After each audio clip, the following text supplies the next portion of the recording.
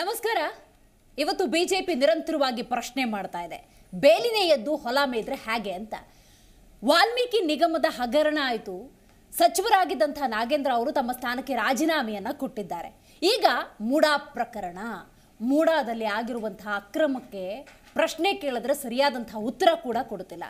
ತನಿಖೆ ಅಂದ ಸಂದರ್ಭದಲ್ಲಿ ಹಿರಿಯ IAS ಅಧಿಕಾರಿಗಳನ್ನು ಇಟ್ಕೊಂಡು ತನಿಖೆ ಮಾಡ್ತಿದ್ದಾರಲ್ಲ, ಈ ತನಿಖೆಯ ಮೂಲಕವೂ ಕೂಡ ಪ್ರಕರಣವನ್ನು ಮುಚ್ಚುವಂತಹ ಪ್ರಯತ್ನವನ್ನು ಮಾನ್ಯ ಸಿದ್ದರಾಮಯ್ಯನವರು ಮಾಡ್ತಿದ್ದಾರೆ. ನಿವೃತ್ತ ನ್ಯಾಯಮೂರ್ತಿಗಳು ಅಥವಾ ಒಂದು CBI ತನಿಖೆಯೂ ಆಗಿದ್ರೆ ತನಿಖೆ ನಿಷ್ಪಕ್ಷಪಾತವಾಗಿ ಆಗ್ತಿದೆ ಅಂತ ನಾವು ನಂಬೋದಿತ್ತು. ಆದರೆ ಇಂಥ ಯಾವುದೇ ಬೆಳವಣಿಗೆಗಳನ್ನು ಒಪ್ಪಿಕೊಳ್ಳುವುದಕ್ಕೆ ಸಿದ್ಧವಿಲ್ಲ ಅಂತ ಹೇಳಿ ಬಿಜೆಪಿ ನಿರಂತರವಾದ ಹೋರಾಟವನ್ನು ಮಾಡ್ತಾ ಇದೆ. ಅಸಲಿಗೆ ಸಿದ್ದರಾಮಯ್ಯನವ್ರಿಗೂ ಈ ಮೂಡಾ ಸೈಟ್ಗೂ ಏನು ಸಂಬಂಧ? ನಿಜಕ್ಕೂ ಅವರ ಪತ್ನಿಯ ಹೆಸರಿಗೆ ಮಂಜೂರಾಗಿರುವಂತಹ ಜಾಗ ಅಕ್ರಮದ್ದ? ಹೀಗೆ ಹಲವಾರು ಪ್ರಶ್ನೆಗಳು ಖಂಡಿತವಾಗ್ಲೂ ಉದ್ಭವವಾಗುತ್ತೆ. ಇದರ ಬಗ್ಗೆ ಕೂಲಂಕುಷವಾಗಿ ಇವತ್ತಿನ ನಮ್ಮ ಕಾರ್ಯಕ್ರಮದಲ್ಲಿ ಚರ್ಚೆ ಮಾಡೋಣ. ನಾನು ದಿವ್ಯಶ್ರೀ.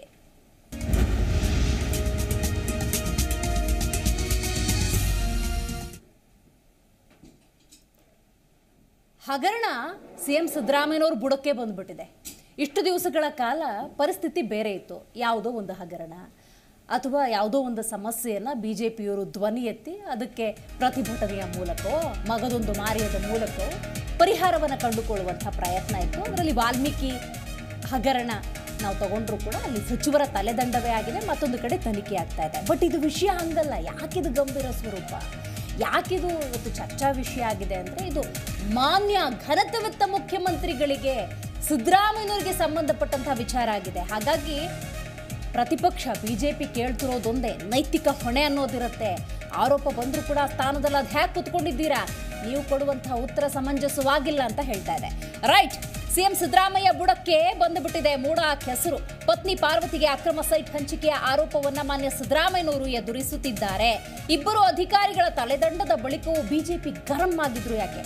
ಕ್ರಮ ತಗೊಂಡಿದ್ದೀವಿ ಅಂತ ಹೇಳ್ತಿದ್ದಾರಲ್ಲ, ಇಬ್ಬರು ಅಧಿಕಾರಿಗಳ ತಲೆದಂಡವೂ ಕೂಡ ಆಗಿದೆಯಲ್ಲ, ಆದರೂ ಕೂಡ ಬಿಜೆಪಿಯ ಆಕ್ರೋಶ ಅನ್ನೋದು, ಕಾವು ಅನ್ನೋದು ಹಾಗಾದ್ರೆ ಯಾಕೆ ಕಡಿಮೆ ಆಗ್ತಾ ಇಲ್ಲ? CM ಸಿದ್ದರಾಮಯ್ಯನವರ ವಿರುದ್ಧ H. ವಿಶ್ವನಾಥ್ ಕೂಡ ಗಂಭೀರ ಆರೋಪವನ್ನ ಮಾಡಿದ್ದಾರೆ. ಈ ನಡುವೆ ಅಕ್ರಮ ಅನ್ನೋದು ನಡೆದೇ ಇಲ್ಲ, ಯಾವುದೇ ರೀತಿಯ ಅಕ್ರಮವೂ ಇಲ್ಲ, ಎಂಥದ್ದೂ ಇಲ್ಲ, ಎಲ್ಲವೂ ಕೂಡ ಕಾನೂನುಬದ್ಧವಾಗಿದೆ ಅಂತ ಘನತೆವೆತ್ತ ಮುಖ್ಯಮಂತ್ರಿ ಸಿದ್ದರಾಮಯ್ಯನವರು ಏರು ಧ್ವನಿಯಲ್ಲೇ ಹೇಳಿದ್ದಾರೆ. ಅದನ್ನು ಒಪ್ಪಿಕೊಳ್ಳುವಂತಹ ಸ್ಥಿತಿಯಲ್ಲಿ ಬಿಜೆಪಿ ಕೂಡ ಇಲ್ಲವೇ ಇಲ್ಲ.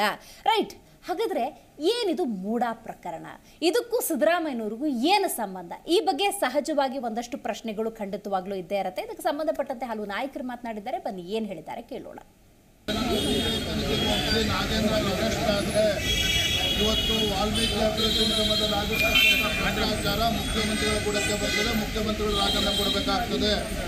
ಸ್ವತಃ ನಾಗೇಂದ್ರ ಅವರು ತಮ್ಮ ಸಚಿವ ಸ್ಥಾನಕ್ಕೆ ರಾಜೀನಾಮೆ ಕೊಡೋದಕ್ಕೂ ಕೂಡ ತಯಾರಿರಲಿಲ್ಲ. ಅದಕ್ಕೆ ಯಾರೋ MLCಗಳ ಮೇಲೆ ಹೇಳ್ಬಿಟ್ರೆ ಏನರ್ಥ? ದುಶ್ಮನಿ ಇರಬೇಕು, ಪೊಲಿಟಿಕಲಿ ಎದುರಿಸ್ಬೇಕು. ಈ ಥರ ವೈಯಕ್ತಿಕವಾಗಿ ಮುಖ್ಯಮಂತ್ರಿಗಳ ಮೇಲೆ ಇರುವಂಥ ದ್ವೇಷವನ್ನು ಮಕ್ಕಳ ಮೇಲೆ ತೀರ್ಸ್ಕೊಳ್ಳೋದಾಗಲಿ, ನನ್ನ ಮೇಲೆ ತೀರ್ಸ್ಕೊಳ್ಳೋದಾಗಲಿ ಏನು ಸಿಗ್ತೈತೆ? ಯಾರ್ಯಾರನ್ನ ಬೈದಿಲ್ಲ ವಿಶ್ವನಾಥ್ ಅವರು, ದೇವೇಗೌಡರಿಂದ ಹಿಡಿದು ಯಾರೋ ಕುಮಾರಸ್ವಾಮಿಯಿಂದ DK ಸಾಹೇಬ್ರಿಂದ ಹಿಡಿದು ಎಲ್ಲರನ್ನೂ ಬೈಕೊಂಡವ್ರೆ. ನಾನು ಅವ್ರ ವಯಸ್ಸಲ್ಲಿ ಹಿರಿಯರು, ದೇವ್ರು ನೋಡ್ಕೊತಾನೆ. ಅವ್ರಿಗೂ ನನ್ನ ಬೆಳೆದಿರೋಂಥ ವಾತಾವರಣಕ್ಕೆ ಭಾಳ ವ್ಯತ್ಯಾಸ ಇದೆ. ಭಾಳ ಸಿಂಗ್ಯುಲರಾಗಿ ಮಾತಾಡ್ತಾಯಿದ್ರು. ನೋಡಿದೆ ಅವ್ರ ಮಟ್ಟಕ್ಕೆ ನಾನು ಹೋಗಿ ಮಾತಾಡಿದ್ರೆ ನನ್ನ ನಾನು ಕಳ್ಕೊತೀನಿ. ನನಗೆ ಆದ ಒಂದು ಸ್ಟ್ಯಾಂಡರ್ಡ್ ಇದೆ, ಅದ್ರ ಪ್ರಕಾರ ನಾನು ಹೇಳೋದು. ಯಾವ ವಿಷಯನಾಥ್?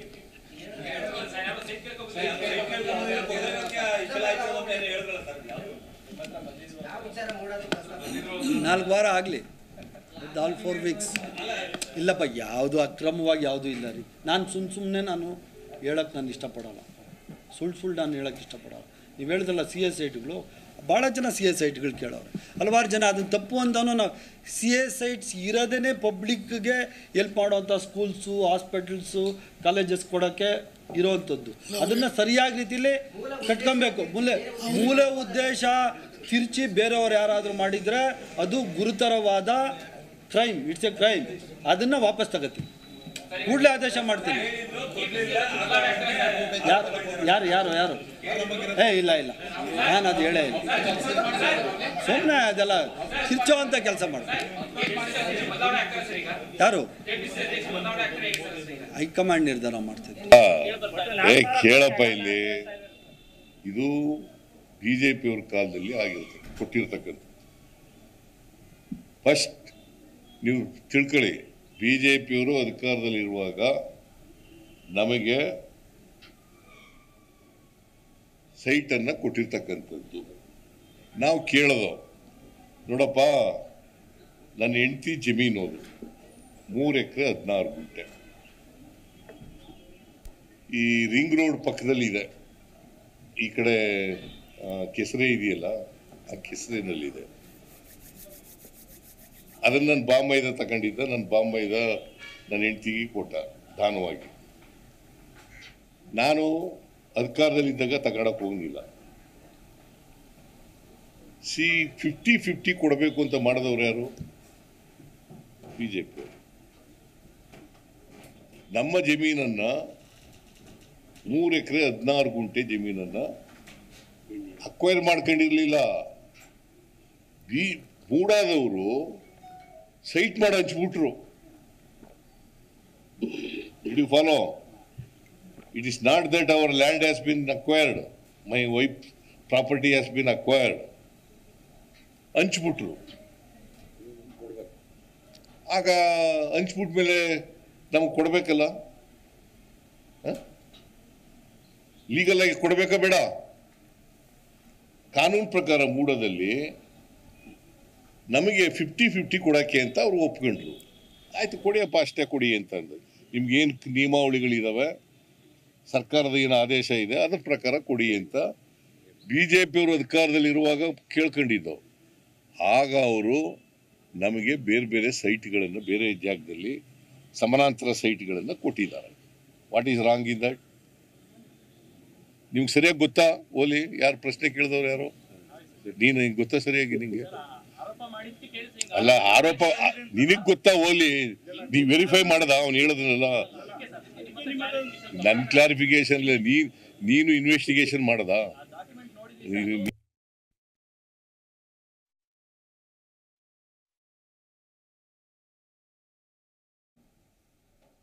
ಸಿದ್ದರಾಮಯ್ಯನವ್ರು ಮಾತಾಡೋ ಶೈಲಿ ನೋಡಿದ್ರೆ ನಿಜಕ್ಕೂ ಕೂಡ ಅನ್ಯಾಯ, ಅಕ್ರಮ ಅನ್ನೋದು ಹಾಗೇ ಇಲ್ಲ ಅನ್ನುವ ಅರ್ಥದ ಮಾತುಗಳನ್ನು ಆಡ್ತಿದ್ದಾರೆ. ಆದರೆ ಬಿಜೆಪಿಯ ಹೋರಾಟ ನೋಡಿದ್ರೆ ಮಾನ್ಯ ಮುಖ್ಯಮಂತ್ರಿಗಳು, ಘನತೆವೆತ್ತ ಮುಖ್ಯಮಂತ್ರಿಗಳೇ ಈ ಅಕ್ರಮದಲ್ಲಿ ಪಾಲುದಾರರಾಗ್ಬಿಟ್ಟಿದ್ದಾರಲ್ಲ. ಅವರ ಕುಟುಂಬಕ್ಕೆ, ಅವರ ಧರ್ಮಪತ್ನಿಗೆ ಸೇರಿದಂತಹ ಜಾಗದಲ್ಲಿ ನೋಡಿ ಅಕ್ರಮ ಎಸಗಿದ್ದಾರಲ್ಲ.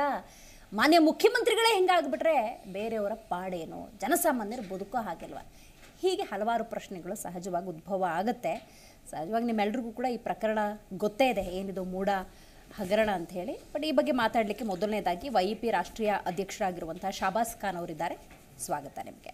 ಇನ್ನು ನಮ್ಮ ಕಾರ್ಯಕ್ರಮದಲ್ಲಿ ಕಾಂಗ್ರೆಸ್ ವಕ್ತಾರರಾಗಿರುವಂಥ ಕೋಗಿಲು ವೆಂಕಟೇಶ್ ಅವರಿದ್ದಾರೆ. ನಮಸ್ಕಾರ. AP ವಕ್ತಾರರಾಗಿರುವಂಥ ಡಾಕ್ಟರ್ ಕೇಶವ್ ಕುಮಾರ್ ಇದ್ದಾರೆ. ನಮಸ್ಕಾರ. BJP ವಕ್ತಾರರು ಗೋವಿಂದರಾಜು ಅವರಿದ್ದಾರೆ. ನಮಸ್ಕಾರ. BJP ವಕ್ತಾರರಿಂದನೇ ಆರಂಭ ಮಾಡ್ತಾ ಇದ್ದೀನಿ. ಸಿದ್ದರಾಮಯ್ಯನವ್ರು ಮಾತಾಡಿದ್ದನ್ನು ಗಮನಿಸಿದ್ರಿ. ಅವ್ರು ಮಾತಾಡಿದ್ರು ಎಲ್ಲಾಗಿದೆ ಅಕ್ರಮ, ಎಲ್ಲವೂ ಸರಿಯಾಗೇ ಇದೆ. ಕಾನೂನು ತಂದೂರು ಯಾರು? 50-50 ಅಂತ BJP ಅವ್ರು ತಾನೆ. ಎಲ್ಲವೂ ಸರಿಯಾಗೇ ಇದೆ ಅನ್ನೋ ಅರ್ಥದ ಮಾತುಗಳಾಗ್ತಿದ್ದಾರೆ. ಬಟ್ ನಿಮ್ಮ ಹೋರಾಟ ನೋಡಿದ್ರೆ, ಯಾಕೆ ನಿಮ್ಮ ಹೋರಾಟ ಅಂತ ನಾನು ಕೋಟ್ ಮಾಡಿ ಹೇಳ್ತಾ ಇದ್ದೀನಿ ಅಂದರೆ, ವಾಲ್ಮೀಕಿ ನಿಗಮದ ಹಗರಣ ಆದಾಗ ನಿರಂತರ ಹೋರಾಟದ ಪ್ರತಿಫಲವೋ ಏನೋ, ಸಚಿವ ಸ್ಥಾನದಲ್ಲಿದ್ದಂತಹ ನಾಗೇಂದ್ರ ಅವರ ತಲೆದಂಡ ಆಗುತ್ತೆ, ಅವರ ಸ್ಥಾನದಿಂದ ಕೆಳಗಿಳಿಬೇಕಾಗತ್ತೆ. ಈಗ CM ಸಿದ್ದರಾಮಯ್ಯನವರ ಬುಡಕ್ಕೆ ಹೋಗಿದ್ದೀರಿ, ಪ್ರಶ್ನೆ ಕೇಳ್ತಾ ಇದ್ದೀರಿ, ಏನು ಅಕ್ರಮ ಆಗಿದೆ, ಅಂಥದ್ದೇನು ತಪ್ಪು ಮಾಡಿದ್ದಾರೆ? ನೋಡಿ ಮೇಡಮ್, ಈಗ ನೀವು ಹೇಳಿದ್ರಿ 50-50 ಅನುಪಾತದಲ್ಲಿ ಅವರಿಗೆ ಬರ್ತಕ್ಕಂಥ ಸೈಟನ್ನು ತಗೊಂಡಿದ್ದಾರೆ. ಈ ಸಹಜವಾಗಿ ಇರ್ತಕ್ಕಂಥ ಅಭಿವೃದ್ಧಿ ಪ್ರಾಧಿಕಾರಿಗಳು ಯಾವ್ಯಾವಿದ್ದಾರೆ, ಅದೇ ರೀತಿ ನಮ್ಮ BDA ಇರ್ಬೋದು, KHV ಕರ್ನಾಟಕ ಹೌಸಿಂಗ್ ಬೋರ್ಡ್ ಇರ್ಬೋದು, ಈ ರೀತಿಯಾದ ಏನೋ ಒಂದು ರೈತರಿಂದ ಜಮೀನು ತಗೊಂಡಂಥ ಸಂದರ್ಭದಲ್ಲಿ ಅವರು ಅಭಿವೃದ್ಧಿ ಪಡಿಸಿದಾಗ ಅದರಲ್ಲಿ 40-60, 50-50, 70-30, ಯೂಶಲಿ ಕರ್ನಾಟಕ ಹೌಸಿಂಗ್ ಬೋರ್ಡಲ್ಲಿ 65-35 if it is out of the city, ಈ ಥರದ್ದು ಒಂದು ವ್ಯವಸ್ಥೆ ಮಾಡ್ಕೊಂಡಿದೆ. ಸೊ ಇಲ್ಲಿ ಇರ್ತಕ್ಕಂಥದ್ದು ಏನು ಅಂದರೆ, ಎಲ್ಲಿ ಆ ಜಮೀನನ್ನು ತಗೊಳ್ತಾರೆ ಅದೇ ಲೇಔಟಲ್ಲಿ ಮತ್ತೆ ಅವ್ರಿಗೆ ವಾಪಸ್ ಕೊಡಬೇಕು ಅಂತ ಇರ್ತಕ್ಕಂಥದ್ದು ನಾಮ್ಸ್ ನಗರಾಭಿವೃದ್ಧಿ ಇಲಾಖೆಯಿಂದ. ಸೊ ಇಲ್ಲಿ ಆಗಿರ್ತಕ್ಕಂಥ ಘಟನೆ ಏನಂದರೆ, ಇವರು 2005ರಲ್ಲಿ ಅವರು ಪಾರ್ವತಮ್ಮ ಅವ್ರ ಬ್ರದರು ಇವ್ರಿಗೆ ಗಿಫ್ಟ್ ಡೀಡ್ ಅಂತ ಮಾಡ್ತಾರೆ. ಆ ಲ್ಯಾಂಡನ್ನು ಅರ್ಶನ ಕುಂಕುಮಕ್ಕಂತಲೋ ಇಲ್ಲ ಗಿಫ್ಟ್ ಅಂತಲೋ ಯಾವುದೋ ಒಂದು ಸಂಬಂಧಿತ ಆಧಾರದ ಮೇಲೆ ಅವ್ರು ಮಾಡ್ತಾ ಇದ್ದಾರೆ, ದಾನಪತ್ರ. ಸೊ ಅದೇ ರೀತಿ ಹಿನ್ನೆಲೆಗೆ ಹೋದ್ರೆ ಸೊ ಅವ್ರಿಗೆ ಆನ್ಸಿಸ್ಟ್ ಪ್ರಾಪರ್ಟಿ, ತಂದೆ ಪ್ರಾಪರ್ಟಿನ ಗಿಫ್ಟ್ ಮಾಡೋದಕ್ಕೆ ಅನ್ನೋ ಪ್ರಶ್ನೆ ಎಲ್ಲ ಉದ್ಭವ ಆಗುತ್ತೆ. ಸೊ ಇದು ಅವರು ಕ್ಲಾರಿಫಿಕೇಶನ್ ಅವರೇ ಕೊಡ್ಲಿ, ಈ ಪ್ರಾಪರ್ಟಿ ಹೇಗೆ ಬಂತು, ಅಲ್ಲಿ ಕೊಡೋದ್ರಿಂದ ಆ ದೇವನೂರು ಬಡಾವಣೆ ಅಂತ ಏನು ಡೆವಲಪ್ ಆಗುತ್ತೆ ಮೈಸೂರಿನಲ್ಲಿ, ಆ ಒಂದು ಬಡಾವಣೆ ಆದ್ಮೇಲೆ ಅದೇ ಬಡಾವಣೆಯಲ್ಲಿ ಇವ್ರು ಬರ್ತಕ್ಕಂಥ ಶೇರನ್ನ ಪಡೆಯುವಂತ ಹಕ್ಕು ಅವ್ರಿಗೆ ಇದ್ದೇ ಇರುತ್ತೆ, ಅದರಲ್ಲಿ ಪ್ರಶ್ನೆ ಇಲ್ಲ. ಆದ್ರೆ ಅಲ್ಲಿ ಬೆಲೆ ಬಾಳದಿರ್ತಕ್ಕಂಥದ್ದು ಮಾರ್ಕೆಟ್ ವ್ಯಾಲ್ಯೂ ಸುಮಾರು 3,000 ರಿಂದ 3,500 ರೂಪಾಯಿ ಇರ್ತಕ್ಕಂಥ ಬೆಲೆಗೆ ಅವ್ರು ಆಲ್ಟರ್ನೇಟ್ ಆಗಿ ಇನ್ನೊಂದು ಬೇರೆ ಇದರಲ್ಲಿ ಅದೇ ಮೂಡ ಅಭಿವೃದ್ಧಿ ಪಡಿಸಿರ್ತಕ್ಕಂಥ ಬಡಾವಣೆನಲ್ಲಿ ಆ ಆಲ್ಟರ್ನೇಟ್ ಸೈಟ್ ಅಂತ ಹೇಳ್ತಾರೆ ಅದಕ್ಕೆ. ಆ ಒಬ್ಬ CM ಆಗಿರ್ತಕ್ಕಂಥವ್ರು ಆಲ್ಟರ್ನೇಟ್ ಸೈಟ್ನ ಬೇರೆ ಬಡಾವಣೆಯಲ್ಲಿ ಮಾಡ್ಕೊಳೋದು ಎಷ್ಟು ಸೂಕ್ತ? ಅಂದ್ರೆ ಇವರೆಲ್ಲ ಒಂದ್ ಕಡೆ ಅವ್ರದ ಒಂದು ಇನ್ಫ್ಲೂಯೆನ್ಸ್ ಇಂದಲ್ಲ ಇನ್ನೊಂದು ಅಧಿಕಾರಿಗಳ ಮೇಲೆ ಒತ್ತಡ ಹಾಕಿ ಭವಿಷ್ಯ ಮಾಡ್ಕೊಂಡಿರ್ಬೋದು. ಸೊ ಈ ರೀತಿಯಾದ ಮಾಡ್ಕೊಂಡ್ಮೇಲೆ ನಾನೇನು ಮಾಡೇ ಇಲ್ಲ, ಬಿಜೆಪಿ ಸುಮ್ಮನೆ ಹೇಳ್ತಾರೆ, ಈ ರೀತಿಯ ಮಾತುಗಳು ಇದೆಯಲ್ಲ, ಇದು ಯಾರು ಒಪ್ಕೊಳಕಂತಲ್ಲ. ಯಾಕೆಂದ್ರೆ ಕನ್ನಡಿ ನಿಮ್ಮ ಕೈನಲ್ಲಿದೆ, ನೀವು ಸರಿಯಾಗಿ ಹೋದ್ರೆ, ಯಾಕೆಂದ್ರೆ ನೀವು ಬೆಳಗ್ಗೆ ಇವತ್ತು ಆ ರೀತಿಯ ಒಂದು ಅನುಮೋದನೆಗಳಿಗೆ ಸಹಿ ಮಾಡೋಂಥ ಕೆಲಸಗಳು ಮಾಡ್ತಾ ಇದ್ದೀರಾ. ಸೊ ಯಾವ ಒಂದು ಪ್ರಾಜೆಕ್ಟ್ ಅಲ್ಲಿ ಯಾವ ರೀತಿಯಾದ ಒಂದು ಬೆಳವಣಿಗೆ ಆಗ್ಬೇಕು ಅನ್ನೋದು ಸ್ಪಷ್ಟವಾಗಿ ನಿಮಗೆ ನಿದರ್ಶನಗಳು ನಿಮ್ಮ ಮುಂದೆ ಇರುತ್ತೆ. ಆದ್ರೆ ಇಲ್ಲಿ ಮೇಡಮ್ ಈ ರೀತಿ ಮಾಡ್ಕೊಳೋದ್ರಿಂದ ಈಗ ಇವರು ಮಾಡ್ಕೊಂಡಿರ್ತಕ್ಕಂಥದ್ದು ವಿಜಯನಗರ ಅಂತ ಒಂದು ಭಾಗದಲ್ಲಿ, ವಿಜಯನಗರದಲ್ಲಿ ಇವತ್ತು ಮಾರ್ಕೆಟಿನ ಬೆಲೆ ನನಗೆ ಮಾಹಿತಿ ಇರೋ ಪ್ರಕಾರ 10,000 ರಿಂದ 12,000 ರೂಪಾಯಿ ಇದೆ. ಅಂದ್ರೆ ನೀವು 3,000 ರೂಪಾಯಿ ಕೊಟ್ಟಂತ ಸೈಟ್ನ ನೀವು ಆಲ್ಟರ್ನೇಟ್ ಆಗಿ ಬೆಲೆ ಬಾಳುತ್ತೆ ಅಂತ ಹೇಳ್ಬಿಟ್ಟು ನಿಮ್ಮ ಪವರ್ ಯೂಸ್ ಮಾಡಿ ನೀವು ಎಲ್ಲಿ ಬೇಕಾದ್ರೂ ಪಡ್ಕೊಬೋದು ಅನ್ನೋದು. ಸೊ ಅಧಿಕಾರಿಗಳಿಗೆ ಯಾವ ರೀತಿ ನೀವು ಪ್ರಚಾರ ಹಾಕಿದ್ದೀರಾ, ಅಲ್ಲೊಂದು ಕಮಿಟಿ ಅಂತಿರುತ್ತೆ, ಆ ಕಮಿಟಿಯಲ್ಲಿ ನಿಮ್ಮಲ್ಲಿ ಅವತ್ತು ಆಕ್ಚುಲಿ ನನಗೆ ಮಾಹಿತಿ ಇರ್ತಕ್ಕಂಥದ್ದು ಧ್ರುವನಾರಾಯಣ ಅವರು ಆ ಕಮಿಟಿ ಅಧ್ಯಕ್ಷರಾಗಿದ್ರು ಅಂತ. ಧ್ರುವನಾರಾಯಣ ಯಾರು ನಿಮ್ಮ ಇರ್ತಕ್ಕಂಥ ರೈಟ್ ಹ್ಯಾಂಡ್ ಆಗಿದ್ದ ಅವತ್ತು. ಅಲ್ಲಿ ಸುಮಾರು ಜನ ಪದಾಧಿಕಾರಿಗಳು, ಮೆಂಬರ್ ಸೆಕ್ರೆಟರಿಗಳು ಇರ್ತಾರೆ, ಮೆಂಬರ್ ಇರ್ತಾರೆ, ಆ ಮೆಂಬರ್ಗಳನ್ನೆಲ್ಲ ನೀವು ಪ್ರಚಾರ ಹಾಕಿ ಮಾಡಿಸ್ಕೊಂಡಿರೋದು. ಇದು ಒಂದು ತನಿಖೆ ಆಗ್ಲಿ, ಹಾಗಾದ್ರೆ ಯಾರು ತಪ್ಪು ಮಾಡಿದಾರೆ ಅನ್ನೋದು ಗೊತ್ತಾಗ್ಲಿ. ಹಾಗಾದ್ರೆ ನಾವೇನು ಅಧಿಕಾರಲಿಲ್ಲ ಅಂತ, ಅಧಿಕಾರದಲ್ಲಿ ಇಲ್ದಾಗ ನೀವು ಮಾಡ್ಕೊಂಡು ತಪ್ಪನ್ನ ಬೇರೆಯವ್ರ ಮೇಲೆ ಹರ್ಚೋದು ಎಷ್ಟು ಕರೆಕ್ಟ್ ಆಗಾದ್ರೆ? ಅದೇ ರೀತಿ ಮೇಡಮ್ ಇವತ್ತು ಕಾಂಗ್ರೆಸ್ ಬಂದಾಗ್ಲಿಂದ ಒಂದಲ್ಲ ಒಂದು ಭ್ರಷ್ಟಾಚಾರದಲ್ಲಿ ತೊಡಿಕೊಂಡೇ ಬರ್ತಾ ಇದಾರೆ. ನಾವೇನೋ ಪ್ರಶ್ನೆ ಮಾಡಕ್ ಹೋದ್ರೆ ಅದು ನೀವು ಮಾಡಿರ್ಲಿಲ್ವಾ, ನಿಮ್ ಕಾಲದಲ್ಲಿ ಇಲ್ವಾ, ಈ ರೀತಿಯ ಪ್ರಶ್ನೆಗಳು ಆಗ್ತಾರೆ. ಈಗ ಏನೇ ಇದ್ರು ನಿಮ್ಗೆ ಬದಲಾವಣೆಗೆ ಈ ರಾಜ್ಯದ ಜನತೆ 136 ಸೀಟ್ ಕೊಟ್ಟು ಎಲ್ಲವನ್ನು ಬದಲಾವಣೆ ಮಾಡ್ತೀರಾ, ಈ ರಾಜ್ಯವನ್ನು ಅಭಿವೃದ್ಧಿ ಮಾಡ್ತೀರಾ ಅಂತ ನಿಮ್ಗೆ ಅವಕಾಶ ಮಾಡಿಕೊಟ್ಟಿದ್ದಾರೆ. ಆದ್ರೆ ನೀವೇನ್ ಮಾಡ್ತಾ ಇದ್ದೀರಾ? ಇವತ್ತು ವಾಲ್ಮೀಕಿ ಅಭಿವೃದ್ಧಿ ನಿಗಮದಲ್ಲಿ ಸುಮಾರು 187 ಕೋಟಿ ಇರ್ತಕ್ಕಂಥ ಹಣವನ್ನ ಏಕಾಏಕಿ ಯಾವುದೇ ಒಂದು ಪೂರ್ವ ತಯಾರಿಯ ಡಾಕ್ಯುಮೆಂಟೇಶನ್ ಇಲ್ಲದೆ, ಒಂದು ಕ್ರಿಯಾ ಯೋಜನೆ ಇಲ್ದಲೆ, ಒಂದು ಎಸ್ಟಿಮೇಟ್ ಇಲ್ದಲೆ ನೀವು ಯಾವುದೇ ಒಂದು ಅಭಿವೃದ್ಧಿ ಕೆಲಸಕ್ಕೆ ದುಡ್ಡನ್ನು ಟ್ರಾನ್ಸ್ಫರ್ ಮಾಡಿಲ್ಲ. ನೀವು ಮಾಡಿರ್ತಕ್ಕಂಥದ್ದು ಕೇವಲ ನಿಮ್ಮ ಬೇಕಾದ ಕಂಪನಿಗೆ ಟ್ರಾನ್ಸ್ಫರ್ ಮಾಡಿ ಅದು ನಿಮಗೆ ಕ್ಯಾಶ್ ಆಗಿ ಕನ್ವರ್ಟ್ ಆಗೋದಲ್ಲಿ, ಒಂದು ವೈನ್ ಶಾಪ್ ಅಲ್ಲಿ ನಿಮಗೆ ಕ್ಯಾಶ್ ಆಗಿ ಕನ್ವರ್ಟ್ ಆಗುತ್ತೆ, ಇನ್ನೊಂದು ಚಿನ್ನದ ಅಂಗಡಿಯಲ್ಲಿ ನಿಮ್ಗೆ ಕ್ಯಾಶ್ ಆಗುತ್ತೆ. ಸೊ ಈ ರೀತಿ ವ್ಯವಸ್ಥೆ ಯಾವ ಸರ್ಕಾರಿ ದಾಖಲೆಗಳಲ್ಲಿದೆ, ಯಾವ ಆಯೋಗದಲ್ಲಿ ನೀವು ಅಪ್ರೂವ್ ಮಾಡ್ಕೊಂಡಿದ್ರೆ, ಯಾವಾಗ ಬಿಲ್ ಪಾಸ್ ಮಾಡ್ಕೊಂಡಿದ್ದೀರಾ? ಸರ್ಕಾರಿ ಹಣವನ್ನ ಜನರು ಕಟ್ಟಿರ್ತಕ್ಕಂಥ ತೆರಿಗೆ ದುಡ್ಡನ್ನ ನೀವು ನಿಮ್ಗೆ ಇಷ್ಟ ಬಂದಿದ್ದ ಕಂಪ್ನಿ ಟ್ರಾನ್ಸ್ಫರ್ ಮಾಡ್ಕೊಂಡು ಇಷ್ಟ ಬಂದಾಗ ನೀವು ಎಲ್ಲಿ ಬೇಕಾದ್ರೂ ಕ್ಯಾಶ್ ಆಗಿ ಕನ್ವರ್ಟ್ ಆಗೋದಾದ್ರೆ ನೀವು ಭ್ರಷ್ಟಾಚಾರ ಮಾಡ್ತಾ ಇದ್ದೀರಾ ಇಲ್ವಾ ಅನ್ನೋದನ್ನ ನೀವು ನೇರವಾಗಿ ಒಪ್ಕೊಬೇಕಲ್ವಾ?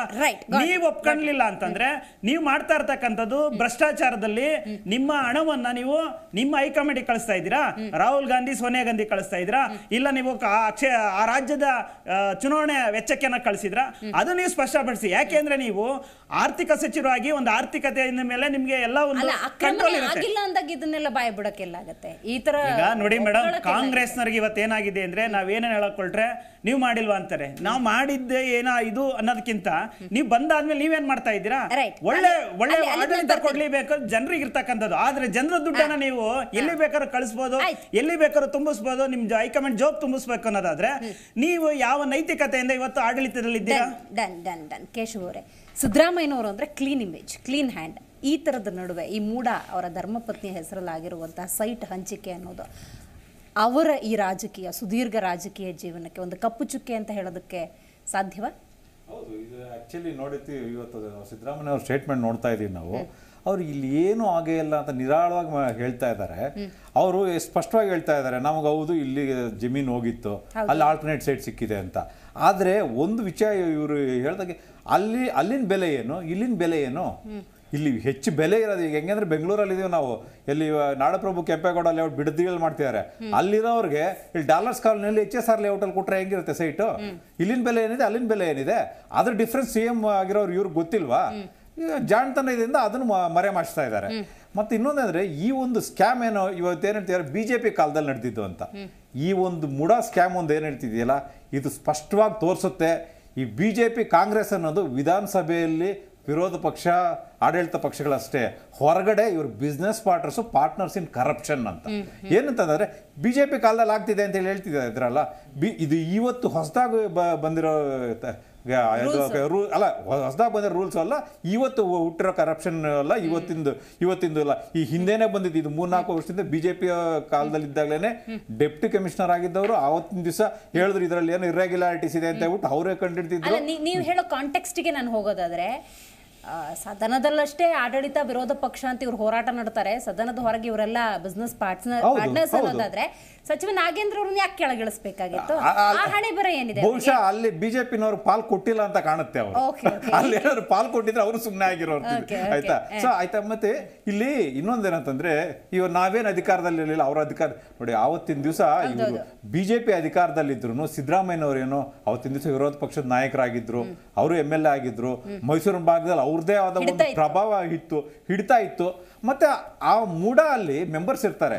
ಅವತ್ತಿನ ದಿವಸ ಏನು ಈ ಕಾಂಟ್ರವರ್ಸಿ ಬಂತಲ್ವಾ, ಈ ಹಗರಣ ಆಗಿದೆ ಅಂತ ಹೇಳಿ, ಅವತ್ತು ಕಾಂಗ್ರೆಸ್ನವರು ಯಾರು ಸೌಂಡ್ ಮಾಡಲಿಲ್ಲ, ಸೈಲೆಂಟ್ ಆಗಿದ್ರು. ಕಾರಣ ಏನಂತಂದ್ರೆ, ಅವತ್ತಿನ ದಿವಸ ಮೆಂಬರ್ ಅಲ್ಲಿ ಏನು ಮುಡಾ ಮೆಂಬರ್ ಕಮಿಟಿಯಲ್ಲಿ ಇರ್ತಾರಲ್ವಾ, 7 ಜನ MLAಗಳಲ್ಲಿ 5 ಜನ ಕಾಂಗ್ರೆಸ್ನವರೇ ಇದ್ರು, 7 ಜನ MLCಗಳು 4 ಜನ MLCಗಳು ಕಾಂಗ್ರೆಸ್ನಲ್ಲೇ ಇದ್ರು.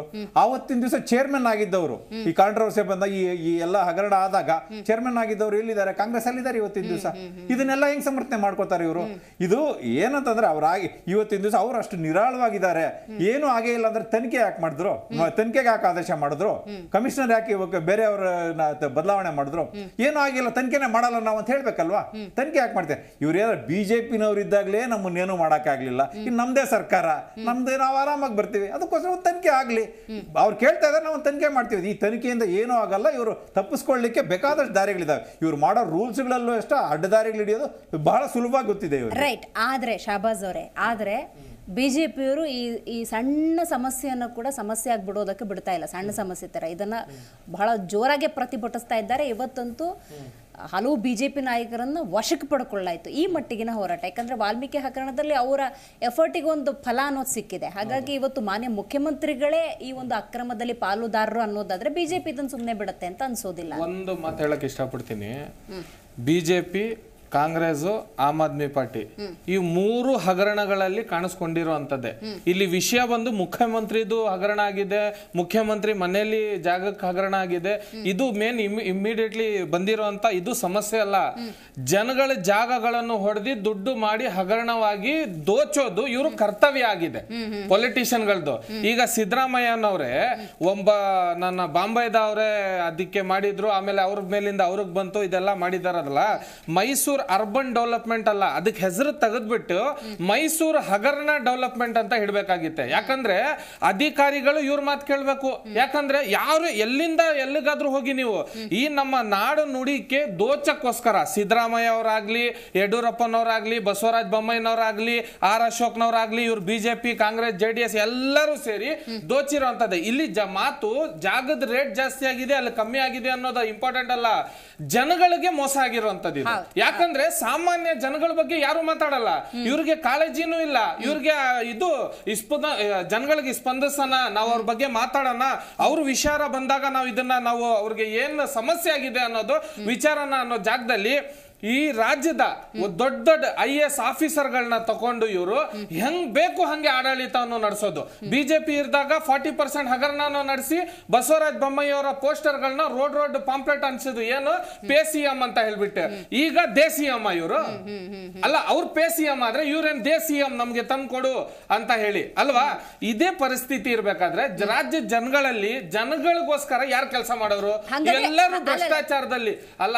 CM ಬಿಜೆಪಿ ಆಯ್ತು, ಕಾಂಗ್ರೆಸ್ ಕೂಡ ಈಗ ಹಂತ ಹಂತವಾಗಿ ಜನರ ವಿಶ್ವಾಸವನ್ನ ಕಳ್ಕೊಳ್ತಾ ಇರೋ ಲಕ್ಷಣ ಇದು ಅಂತ. ಮೇಡಮ್, ಲಕ್ಷಣ ಅಲ್ಲ. ಬಿಜೆಪಿ, ಕಾಂಗ್ರೆಸ್ ಇವತ್ತು ಜನಗಳಿಗೆ ಏನಿದೆ ಅಂದ್ರೆ, ಬಿಜೆಪಿ ಅಂದ್ರೆ ಹಿಂದುತ್ವಗೋಸ್ಕರ ಕೆಲಸ ಮಾಡೋದು, ಹಿಂದೂ ಜನಗಳಿಗೋಸ್ಕರ ಕೆಲಸ ಮಾಡೋದು. ಹಿಂದುತ್ವದಲ್ಲಿ ಅಥವಾ ಭಗವದ್ಗೀತೆಯಲ್ಲಿ ಎಲ್ಲೂ ಹೇಳಿಲ್ಲ ಮೇಡಮ್, ಯಾವುದೇ ಹಿಂದೂ ಬಂದು ನಮಗೆ ಇಲ್ಲಿ ಗಂಟ ದ್ವೇಷ ಇಲ್ಲ, ನಾನು CM ಶಾಬಾಸ್, ನಾನು ಇಡೀ ರಾಜ್ಯಾದ್ಯಂತ ಹೋರಾಡ್ತೀನಿ ನಾನು, ಆದ್ರೆ ಯಾವುದೇ ನೀನು ಹಿಂದೂ ಅಂತ ನೋಡಿಲ್ಲ ಯಾವತ್ತು. ಆ ರೀತಿ ಬದುಕ್ತಾ ಇದೀವಿ. ಆಮೇಲೆ ಈ ಕಾಂಗ್ರೆಸ್ ಕಾಂಗ್ರೆಸ್ ಅಂತ ಹೇಳಿದ ತಕ್ಷಣ ಮುಸಲ್ಮಾನರಿಗೋಸ್ಕರ ಕೆಲಸ ಮಾಡೋದು, ಮುಸಲ್ಮಾನ್ ಮೈಂಡ್ಗಳಲ್ಲಿ ಹೆಂಗ್ ಕೂರ್ಸೋದು ಇವ್ರು ಅಂದ್ರೆ, ನಾವಿದ್ರೆ ನಿಮ್ಗೆ ನೆಮ್ಮದಿ, ನಾವಿದ್ರೆ ನಿಮ್ಗೆ ಅಜಾನ್ಗೆ ಏನು ತೊಂದರೆ ಇಲ್ಲ, ನಾವಿದ್ರೆ ನಿಮ್ಗೆ ಯಾವುದೇ ರೀತಿ ಹಿಜಾಬ್ಗೆ ತೊಂದರೆ ಇಲ್ಲ, 4%ಗೆ ತೊಂದರೆ ಇಲ್ಲ. ಎಲ್ಲಿ ಮಾಡಿದ್ರು ಇವ್ರು ಬಂದು? ಇವರು ಮುಸಲ್ಮಾನರು ಮನೆ ಹಾಳು ಮಾಡಿರೋದೆ, ಹಿಂದೂಗಳ ಮನೆ ಹಾಳು ಮಾಡಿರೋದೆ ಇವರು. ಇಲ್ಲಿ ಹೇಳ್ಕೊಳ್ಳೋದು ಏನಂತ ಹೇಳಿದ್ರೆ, ನಾವೇನು ಮಾಡಲ್ಲ, ನಾವು ನಿಮ್ಮನ್ನ ರಕ್ಷಣೆ ಕೊಡ್ತೀವಿ ಮುಸಲ್ಮಾನರಿಗೆ, ನೀವು ಹಿಂದೂರ್ನ ರಕ್ಷಣೆ ಕೊಡ್ತೀವಿ. ಇಲ್ಲಿ ವಿಚಾರ ಬಂದಾಗ ಈಗ ಹಗರಣದ ವಿಚಾರ ಬಂದಿದೆ ಅಲ್ವಾ, ಈ ವಿಚಾರದಲ್ಲಿ ಸಿದ್ದರಾಮಯ್ಯನವರು ಇಮಿಡಿಯೇಟ್ಲಿ ರಾಜೀನಾಮೆ ಕೊಡ್ಬೇಕು. ಯಾಕಂತ ಹೇಳಿದ್ರೆ ಇವರು ಸಿಎಂ ಸಿದ್ದರಾಮಯ್ಯ ಅವರಲ್ವಾ, ಇವತ್ತು ಮರ್ಯಾದೆ ಇಲ್ದಿದ್ರೆ ರಾಮಯ್ಯ ಆಗಿದ್ದಾರೆ ಇವರು. ಅರ್ಥ ಆಯ್ತಾ?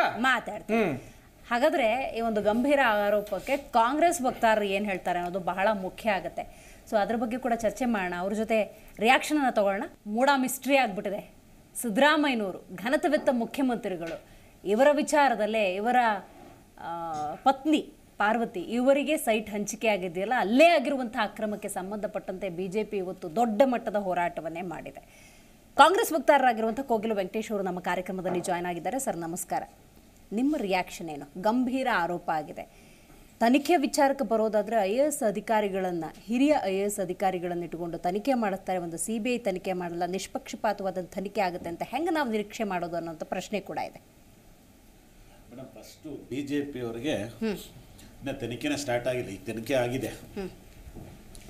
BDAದಲ್ಲಾಗಲಿ ಯಾವುದೇ ಸರ್ಕಾರಿ ಸ್ವಾಮ್ಯದ ಒಂದು ಭೂಮಿನ ಅಕ್ವೈರ್ ಮಾಡಿದಾಗ ಇತ್ತೀಚಿನ ದಿನಗಳಲ್ಲಿ ನಮ್ಮ ರೈತರು ಭಾಳ ದೊಡ್ಡ ಹೋರಾಟ ಮಾಡಿ ಅಷ್ಟು ರೈತರಿಗೆ ಚಿಲ್ಲರೆ ಕಾಸಿಂದ ಪರಿಹಾರ ಕೊಡ್ತಾಯಿದ್ರು ಹಳೆ ಸರ್ಕಾರಗಳು. ಇತ್ತೀಚೆಗೆ ಏನಾಯಿತು ಅಂದರೆ, ಯಾವುದೇ ನಗರಾಭಿವೃದ್ಧಿ ಇಲಾಖೆನಲ್ಲಾಗಿರ್ಬೋದು, ಯಾವುದೇ ಸರ್ಕಾರ ಸಂಸ್ಥೆಯಲ್ಲಿ ನೋಟಿಫಿಕೇಷನ್ ಮಾಡಿದಾಗ ಅನುಪಾತ ಅಂತ ಮಾಡ್ತಿದ್ದಾರೆ. ಫಸ್ಟ್ 35:65 ಇತ್ತು, ಅದು 40:60 ಆಯಿತು.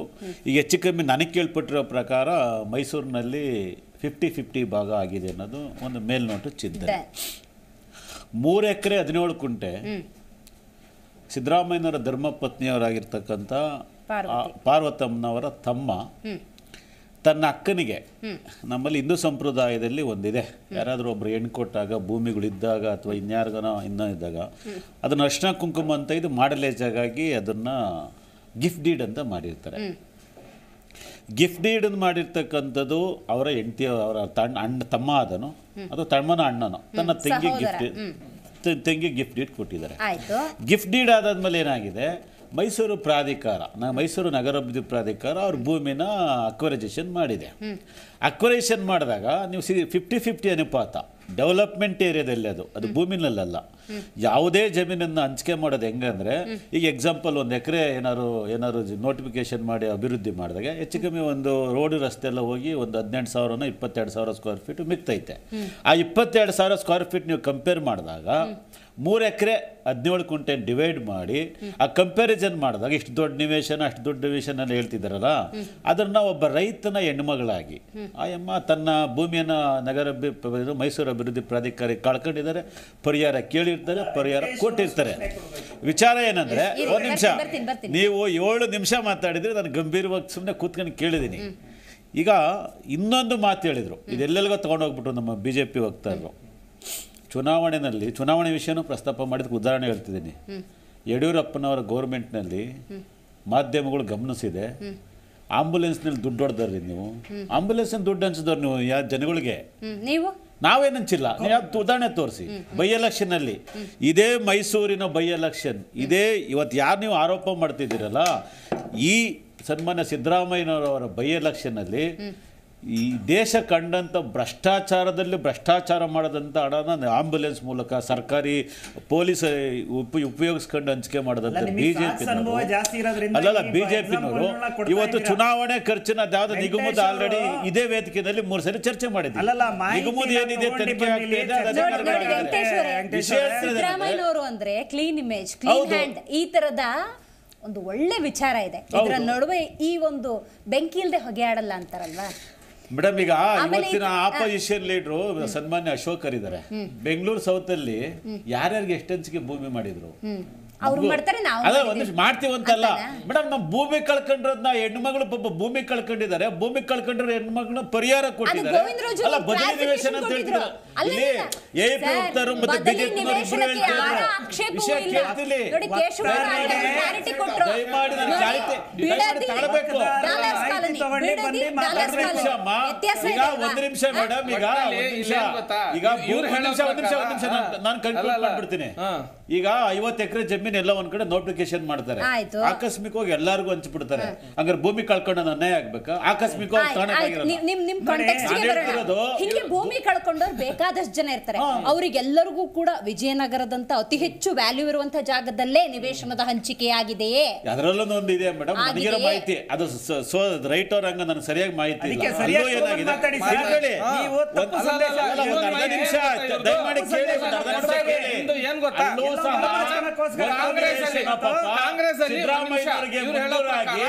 ಟೆಕ್ನಿಕಲಿ ಪ್ರಾಬ್ಲಮ್ ಆಗಿ ಯಾವ್ದಾದ್ರು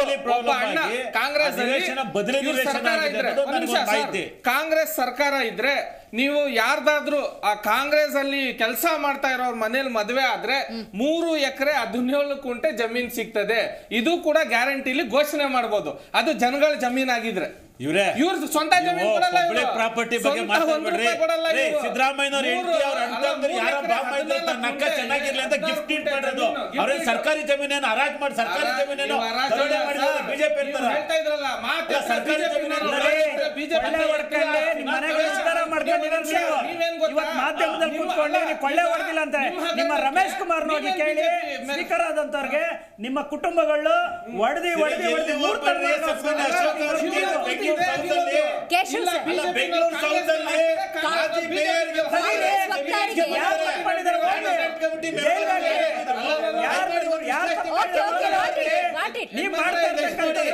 ಬರ್ತೀನಿ ಗೋವಿಂದರಾಜ್ ಬರ್ತೀನಿ.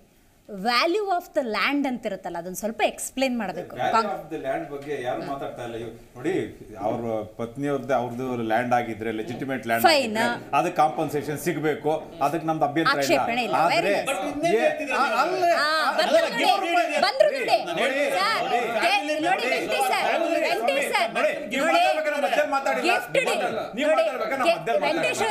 ಗಿಫ್ಟ್ ಡೀಡ್ ಬಗ್ಗೆನೂ ವ್ಯತ್ಯಾಸ ಇಲ್ಲ, ಭೂಸ್ವಾಧೀನಕ್ಕೂ ಆಕ್ಷೇಪ ಇಲ್ಲ, ಅವೆಲ್ಲ ಪ್ರಕ್ರಿಯೆಗಳು ನಡೀತಾ ಇರ್ತವೆ.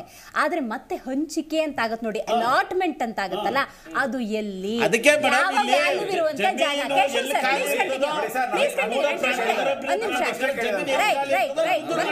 ಬರ್ತಾರೆ ಕೇಶವ್ ಸರ್.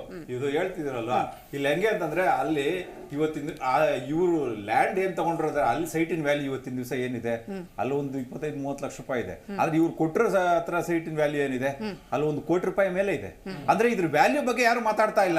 ಆಲ್ಟರ್ನೇಟ್ ಸೈಟ್ ಅಂತ ಹೇಳಂತಾರೆ. ಮತ್ತೆ ಇವತ್ತು ಬಿಜೆಪಿನವರು ಇವತ್ತಿನ ದಿವಸ ಹೋರಾಟ ಮಾಡಿದ್ರು, ಸಿಎಂ ರಾಜೀನಾಮೆ ಕೊಡ್ಬೇಕು ಅಂತೆಲ್ಲ ಹೋರಾಟ ಮಾಡಿ. ಇದು ಇವತ್ತಾಗಿರೋದ ಇಲ್ವಲ್ಲ, ಇವ್ರ ಸರ್ಕಾರ ಇದ್ದಾಗಲ್ಲ ಈ ಹಗರಣ ಇರೆಗ್ಯುಲಾರಿಟೀಸ್ ಇದೆ ಅಂತ ಅವತ್ತೇ ಬೆಳಕಿಗೆ ಬಂದಿತ್ತಲ್ಲ. ಅವತ್ತು ಯಾಕೆ ಮಾಡ್ಲಿಲ್ಲ, ತನಿಖೆ ಮಾಡ್ಲಿಲ್ಲ? ಇಲ್ಲಿ ಅಲ್ಲಿ ತನಿಖೆಗೆ ಹೇಳಿದ್ರೆ ಬಿಜೆಪಿನವರು ಕೂಡ ಬಂದಿರ್ತಾವ ಸೈಟ್ಗಳು, ಆಯ್ತಾ? ಅದನ್ನ ನೋಡ್ಕೋ.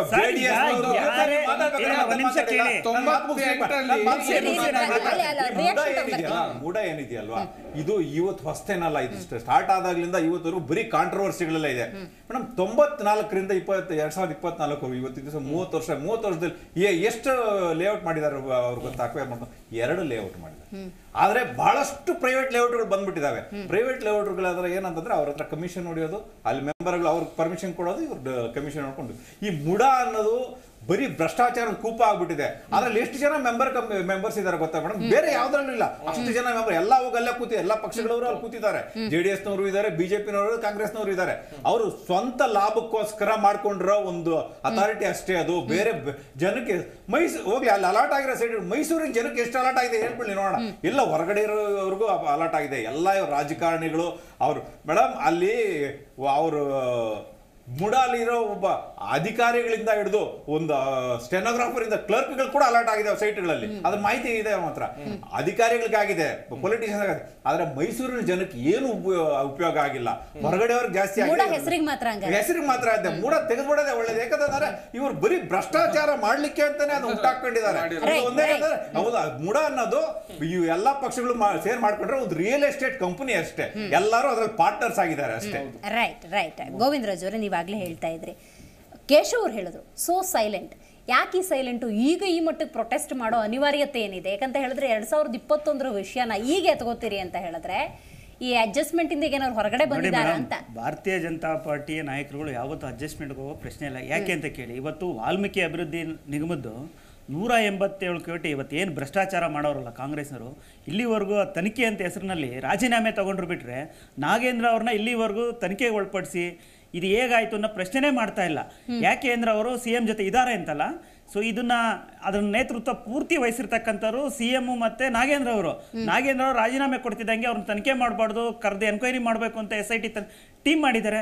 ಎಲ್ಲಿ ಎಷ್ಟು ಸರಿ ಕರೆದು ತನಿಖೆ ಮಾಡಿದ್ದಾರೆ, ಯಾವ ಮಾಹಿತಿನ ಜನಕ್ಕೆ ಕೊಟ್ಟಿದ್ದೀರಾ? ಇಲ್ಲಿವರೆಗೂ ಕೊಟ್ಟಿಲ್ಲ. ಆಸ್ ಎ ಫೈನಾನ್ಸ್ ಮಿನಿಸ್ಟರ್ ಇರ್ತಕ್ಕಂಥವ್ರು CM ಅವರು, CM ಅವ್ರ ಗಮನಕ್ಕೆ ನೀವು ಎಷ್ಟು ಸರಿ ಚರ್ಚೆ ಮಾಡಿದ್ದೀರಾ? SIT ಟೀಮ್ ಅಂದಾಗ CM ಗಮನಕ್ಕೆ ತರಲೇಬೇಕಾಗುತ್ತಲ್ಲ. ನೀವೆಷ್ಟು ಬಾರಿ CM ನ ನೀವು ತನಿಖೆಗೆ ಒಳಪಡಿಸಿರ, ಎನ್ಕ್ವೈರಿ ಮಾಡಿದಿರಾ, ಮಾತುಕತೆ ಮಾಡಿದಿರಾ? ಏನಾದರೂ ಬಹಿರಂಗ ಹೇಳಲೇಬೇಕಲ್ವಾ ಮೇಡಮ್? ಈಗ ಇಲ್ಲಿ ನಾವು ಇವ್ರ ಜೊತೆ ಟೈಅಪ್ ಆಗೋಂಥ ಅವಶ್ಯಕತೆ ಪ್ರಶ್ನೆನೂ ಇಲ್ಲ, ಏನಿಲ್ಲ. ಇವತ್ತು ವಾಲ್ಮೀಕಿ ಅಭಿವೃದ್ಧಿ ನಿಗಮದ್ದು ಒಬ್ಬ ಅಧಿಕಾರಿ ಆತ್ಮಹತ್ಯೆ ಮಾಡ್ಕೊಂಡಿದ್ದಾದ್ಮೇಲೆ ಇದು ಮಾಹಿತಿ ಆಚೆಗೆ ಸೋರೆ ಆಯ್ಕೆ ಆಗಿದ್ದು ಗೊತ್ತಾಗಿದ್ದು. ಇಲ್ಲ ನಮಗೂ ಗೊತ್ತಾಗ್ತಿಲ್ಲ. ಇವತ್ತು ಅಧಿಕಾರಿಗಳು ತಪ್ಪು ಮಾಡಿದ್ದಾರೆ, ಈ ಇನ್ಫ್ಲೂಯೆನ್ಸ್ ಎಂದಾಗ ಅಧಿಕಾರಿಗಳಿಗೆ ಇವತ್ತು ಮಾಹಿತಿ ಸಿಕ್ಕಿರೋದ್ರಿಂದ ನಮ್ಮದೇ ಶಾಸಕರಂತ ಶ್ರೀಯುತ ಶ್ರೀವಾಸ್ತವ್ ಅವರು, ಅಲ್ಲಿನ ಶಾಸಕರವರು ಇವತ್ತು ಪತ್ರ ಬರೆದು ಇವತ್ತು ಇದ್ರ ಬಗ್ಗೆ ತನಿಖೆ ಆಗಬೇಕು ಅಂತ ನಾವೇ ಕೇಳಿರ್ತಕ್ಕಂಥದ್ದು. ಯಾಕೆ ಅಂದ್ರೆ ತಪ್ಪು ಯಾರೇ ಇದ್ರೂ ಅದು ಸರಿಯಾದ ಶಿಕ್ಷೆ ಆಗ್ಲೇಬೇಕು ಅನ್ನೋದು ನಮ್ಮ ಮನವಿ. ಇವ್ರು ಹೇಳ್ತಾ ಇದ್ರಲ್ಲ ಎಲ್ಲಾ ಪಕ್ಷ ಇದಾರೆ ಸರ್, ಎಲ್ಲಾ ಪಕ್ಷ ಸೇರ್ಕೊಂಡು ಮಾಡಂಗಿದ್ರೆ ಇವತ್ತು ಭಾರತೀಯ ಜನತಾ ಪಾರ್ಟಿ ನಿಂತ್ಕೊಂಡು ಹೋರಾಟ ಮಾಡೋ ಪ್ರಶ್ನೆ ಬರ್ತಿರ್ಲಿಲ್ಲ. ನಮ್ಮ ಶಾಸಕರು ನೋಡಿ ಸರ್, ಅವತ್ತು ಆಗಿರ್ತಕ್ಕಂಥ ಅವ್ಯವಹಾರ ಗಮನಕ್ಕೆ ಬಂದಿರಲಿಲ್ಲ, ಮಾಹಿತಿ ಸೋರಿಕೆ ಆಗಿರಲಿಲ್ಲ. ಇವತ್ತು ಮಾಹಿತಿ ನೀವು ಇದ್ರಲ್ಲ ಸರ್, ನೀವ್ ಯಾಕೆ ಅದನ್ನ ಈಚೆ ಗಮನ ಹೋಗ್ತಿರ್ಲಿಲ್ಲ? ಪಕ್ಷವಾಗಿ ನೀವು ಅರ್ಥ ಮಾಡ್ಕೊಳ್ಳಿ. ಇದನ್ನ ಈ ರೀತಿ ಹೇಳಕ್ ಹೋದ್ರೆ ಇವತ್ತು ಅವ್ರದ ಆಸ್ತಿನ ಅವ್ರಿಗೆ ಕೊಡೋದ್ರಿಂದ ನಮ್ಮ ಪ್ರಶ್ನೆ ಅಲ್ಲ ಮೇಡಮ್. ನೀವು ಕೊಡೋದೇ ಆಗಿದ್ರೆ ನೀವು ಅದೇ ಜಾಗದಲ್ಲಿ ಅದೇ ಬಡಾವಣೆಯಲ್ಲಿ ಏನ್ ಅಕ್ವಿಸಿಷನ್ ಮಾಡ್ತೀರಾ ಅದೇ ಬಡಾವಣೆಯಲ್ಲಿ ನಿಮ್ಗೆ ವಾಪಸ್ ಕೊಡ್ಬೇಕಿರ್ತಕ್ಕಂಥ ಒಂದು ನಿಯಮ ಇರ್ತಕ್ಕಂಥದ್ದು. ನೀವು ಫಿಲಪ್ ಆದ ನಂತರ ಅಲ್ಲ ರೀ, ಇಡೀ ರಾಜ್ಯದಲ್ಲಿ ಇಷ್ಟು ಅಭಿವೃದ್ಧಿ ಪ್ರಾಧಿಕಾರಗಳಿದಾವೆ, ನೀವು ಎಷ್ಟು ಅಭಿವೃದ್ಧಿ ಆಲ್ಟರ್ನೇಟ್ ಜಾಗ ಎಕರೆ ಲೆಕ್ಕದಲ್ಲಿ ಕೊಟ್ಟಿದ್ದೀರಾ? ಹಾಗಾದ್ರೆ ಈಗ 3 ಎಕರೆ 17 ಕುಂಟೆ ಡಿವೈಡ್ ಮಾಡ್ರಿ, 3 ಎಕರೆ 17 ಕುಂಟೆನ ಡಿವೈಡ್ ಮಾಡಿ ಎಷ್ಟು ರೈತರಿಗೆ ಈಗ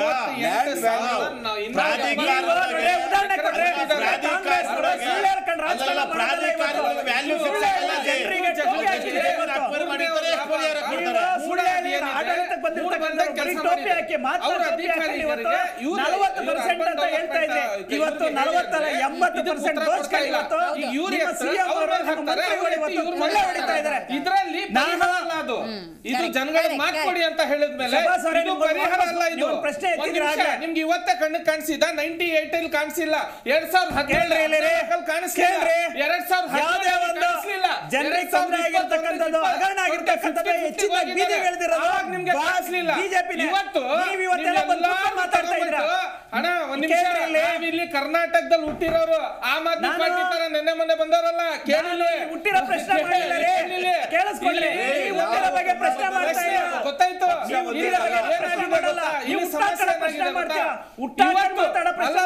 ಇವತ್ತು ನೀವು ಹೋರಾಟ ಮಾಡಿ ಏನೋ ಇವ್ರಗಳಿಗೆ ಅರೆಸ್ಟ್ ಮಾಡಿದ್ರು, ಹಂಗ್ ಮಾಡಿದ್ರು ಹಿಂಗ್ ಮಾಡಿದ್ರು ಅಂತ ಬೊಂಬಳ ಹೊಡಿತಾ ಇದ್ರಲ್ಲ. ನೀವು PSI ಹಗರಣ ಮಾಡಿರೋರೆ, ನೀವೇ ಸ್ವಂತ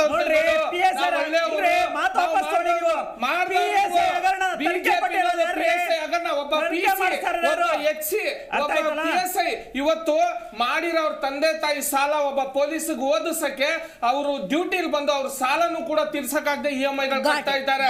ಇಂಥದ್ರಲ್ಲಿ ಇವ್ರ ಮೇಲೆ ಹಾಕೋದು, ಇವ್ರ ಮೇಲೆ ಹಾಕೋದು, ಇದೇ ಜೀವನ ಆಗಿರೋದು ಇವ್ರದ್ದು. ಶಬ್ಬಾಸ್ ಖಾನ್ ಅವರು ಫಸ್ಟ್ ಬಂದಾಗ ಒಂದು ಮಾತು ಹೇಳಿದ್ರು, ಹಿಂದೂಗಳು ಮಾತ್ರ ಬಿಜೆಪಿ ಅವ್ರನ್ನ ಕಾಪಾಡ್ತಾ ಇದಾರೆ, ಅವ್ರು ಭಗವದ್ಗೀತೆಯಲ್ಲಿ ಏನೋ ಬರ್ದವ್ರೆ ಅಂತ. ಇವ್ರು ಭಗವದ್ಗೀತೆ ಇದರಲ್ಲಿ ಕುರಾನ್ ಅಲ್ಲಿ ಏನಾದ್ರು ಬರೇ ಸಮಾಜನ ಉದ್ಧಾರ ಮಾಡ್ಬೇಕು ಅಂತ ಬರ್ದಾರ, ಬರೇ ಮುಸ್ಲಿಮ್ಸ್ನೇ ಉದ್ಧಾರ ಮಾಡ್ಬೇಕಂತ.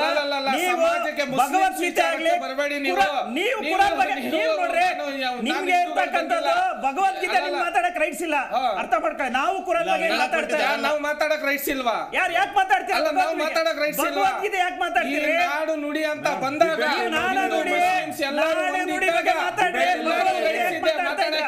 ನೀವು ನಿಮ್ಮ ಧರ್ಮ ಗ್ರಂಥಗಳನ್ನ ಚರ್ಚೆಗೆ ತರಬೇಡಿ ಅಂತ ಹೇಳ್ತಾ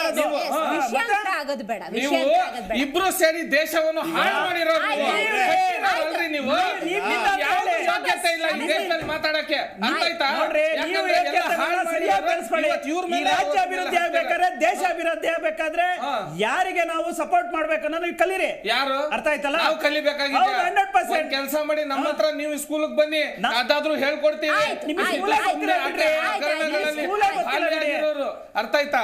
ರೈಟ್.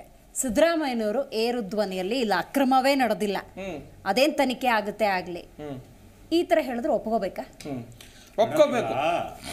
ಪತ್ರಕರ್ತರಾದರು ಒಂದು ಯಾರಾದರೂ ಆಪಾದನೆ ಮಾಡಿದಾಗ ಕನಿಷ್ಠ ಪಕ್ಷ ಇವಾಗ ದಯಮಾಡಿ ಅದೇನು ಕಡಿಮೆ ಆಗ್ತಿದೆ ಗೊತ್ತಿಲ್ಲ, ಈಗ ಯಾರ್ದನ್ನು ಒಬ್ಬ CM ಆಪೋಸಿಷನ್ ಆಪಾದನೆ ಬಂದಾದ ಮೇಲೆ ಅಟ್ಲೀಸ್ಟ್ ಒಂದು ವಿಮರ್ಶೆ ಮಾಡಲಿ, ಅವರು ತಿಳ್ಕೊಂಡ್ಲಿ. ಅದೇ ಹೇಳಿದ್ದಾರೆ ಹೊರತು ಗಟ್ಟಿದನಿ ಅಲ್ಲ ಅದು. ಅವ್ರು ಯಾರೋ ಒಬ್ರು ಪತ್ರಕರ್ತ ಒಂದು ಕ್ವಶನ್ ಇವತ್ತು ನೆನ್ನೆ ವಿಷಯ ಮಾತಾಡ್ತಿಲ್ಲ, ಯಾವುದೇ ವಿಷಯ ಬರ್ಲಿ ಕರ್ನಾಟಕ ಕಾಂಗ್ರೆಸ್ ಸಂಬಂಧಪಟ್ಟಂತೆ ಈಗ ಯಾಕೆ ಅಷ್ಟು ದಯಮಾಡಿ ಯಾಕಷ್ಟು ನಿಷ್ಕಳಂಕವಾಗಿರ್ತಕ್ಕ ನಮ್ಮ ಮುಖ್ಯಮಂತ್ರಿ ಯಾಕೆ ಧೈರ್ಯವಾಗಿ ಮಾತಾಡ್ತಾರೆ ಅಂದ್ರೆ, ತಪ್ಪು ಮಾಡಿದ್ರೆ ಮಾತ್ರ ಮೇಡಮ್ ಹೆದರ್ಕೊಳ್ಬೇಕಾಗಿರ್ತಕ್ಕಂಥದ್ದು, ಸರಿಯಾಗಿದೆ ಹೆದರ್ಕೊಳ್ಬೇಕಾಗಿರೋ ಅವಶ್ಯಕತೆ ಇಲ್ಲ. ಒಂದು ಯಾರೋ ಒಬ್ರು ಪತ್ರಕರ್ತರು ಒಂದು ಕ್ವಶನ್ ಕೇಳ್ತಿದ್ದಾರೆ, ಇಂಥದ್ದು ಯಾವುದೋ ನಿಮ್ಮ ಮೇಲೆ ಅಪವಾದನೆ ಬಂದಿದೆ, ಏನ್ ಸರ್ ನಿಮ್ಗೆ ಅಂತ ಕೇಳ್ತಿದ್ದಾರೆ. ಅದಕ್ಕೆ ನೀವು ಅವ್ರೇನು ಹೇಳಿದಾರೆ, ಪತ್ರಕರ್ತರಿಗೆ ವಾಪಸ್ ಏನು ಹೇಳಿದ್ದಾರೆ, ಅವ್ರೇನೋ ಆಪಾದನೆ ಮಾಡಿದ್ರಪ್ಪ, ನಿನ್ ಸೋರ್ಸ್ ಇಂದ ನೀನೇನು ಕಲೆಕ್ಟ್ ಮಾಡಿದ್ಯಾ ಹೇಳು ಅಂತ ಹೇಳಿದ್ದಾರೆ. ಅದನ್ನೇ ಗಟ್ಟಿದನಿ ಅಂದ್ಬಿಟ್ರೆ ಹೆಂಗೆ? ಆಮೇಲೆ ಒಂದು ಇವ್ರ ಸ್ನೇಹಿತರು ನಾನು ಫಸ್ಟೇ ಉತ್ತರ ಕೊಡಬೇಕಾಗಿತ್ತು. ದೇಶದಲ್ಲಿ ಮುಸಲ್ಮಾನರಿಗೆ ಒಬ್ಬರಿಗೆ ಅಲ್ಲ, ಮುಸಲ್ಮಾನರಿಗೂ ನಾವು ರಕ್ಷಣೆ ಕೊಟ್ಟಿದ್ದೀವಿ, ದಲಿತರಿಗೂ ರಕ್ಷಣೆ ಕೊಟ್ಟಿದ್ದೀವಿ.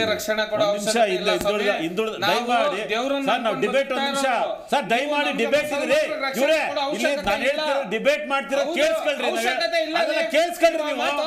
ದಯಮಾಡಿ ಕೇಳಿಸ್ಕೊಳ್ರಿ. ಈ ದೇಶದಲ್ಲಿ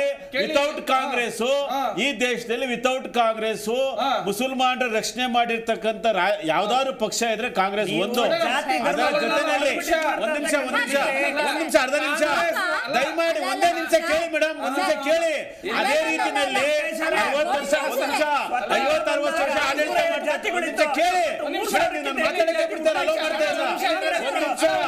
ದಯಮಾಡಿ ಅದೇ ರೀತಿಯಲ್ಲಿ ಎಲ್ಲಾ ಸಮುದಾಯದವರು ಏನಾದ್ರೂ ಶಾಂತವಾಗಿದ್ದಾರೆ ಅಂದ್ರೆ ಮೂಲಭೂತವಾಗಿ ಕಾಂಗ್ರೆಸ್ ಪಕ್ಷನೇ ಎಲ್ಲಾರು ಯಾವುದೇ ಭಯ ಕಾಲಘಟ್ಟದಲ್ಲಿ ಅದಕ್ಕೆ ಕೊಡುಗೆ, ಕಾಂಗ್ರೆಸ್ಸಿನ ಕೊಡುಗೆ ಅಪಾರವಾಗಿದೆ. ದಯಮಾಡಿ ಕೇಶವರೇ, ಈ ಅವ್ಯವಸ್ಥೆನೇ ಆಗ್ತಿರೋದು. ಇವತ್ತು ನಾವು ಮಾತಾಡ್ತಿರೋದು ರಕ್ಷಣೆ ಕೊಟ್ಟವ್ರಲ್ವಾ ಇವರು? ಇದೇ ಕಾಂಗ್ರೆಸ್ ಮುಸಲ್ಮಾನರ ಮನೆ ಹಾಳು ಮಾಡಿದವರು. ಪಕ್ಷ ಅಂದ್ಮೇಲೆ ಬಿಜೆಪಿನೂ ಪಕ್ಷ, ಕಾಂಗ್ರೆಸ್ ಪಕ್ಷ, ಯಂಗ್ಸ್ಟಾರ್ ಎಂಪವರ್ಮೆಂಟ್ ಪಾರ್ಟಿ ಪಕ್ಷ. ಒಂದ್ ನಿಮಿಷ, ಭಾರತೀಯ ರಾಷ್ಟ್ರೀಯ ಸಂಘ ಹೋಗಿ ಇದು ಕಾಂಗ್ರೆಸ್ ಆಗಿದ್ದು, ಇವತ್ತು ನಮ್ ಜನಕ್ಕೆ ತಲೆಗೆ ತಲುಪಿಸಕ್ ಕೊಡ್ತಾ ಇಲ್ಲ ಇವರು. ರಾಷ್ಟ್ರೀಯ ಸೇವಾ ಸಂಘ ಅಲ್ಲಿ ಹೋಗಿ ಬಿಜೆಪಿ ಆಗಿರೋದು, ಇದು ನಮ್ ಜನಗಳಿಗೆ ತಲುಪಕ್ ಕೊಡ್ತಾ ಇಲ್ಲ ಇವರು. ಕಾಂಗ್ರೆಸ್ ಅಂದ್ರೆ ನಾವೆಲ್ಲ ಮುಸಲ್ಮಾನರಿಗೆ ನಿಮ್ಗೆ ಎಲ್ಲ ನಾವು ಕಾಪಾಡ್ಕೋತೀವಿ. ಕೋಟಿ ಜನಸಂಖ್ಯೆಯನ್ನು ರಕ್ಷಣೆ ಮಾಡ್ತಿರೋದು ನಮ್ಮ ಅಜೆಂಡಾದಲ್ಲಿ ಮುಸಲ್ಮಾನರಿಗೆ ಏನಾಗಿದೆ?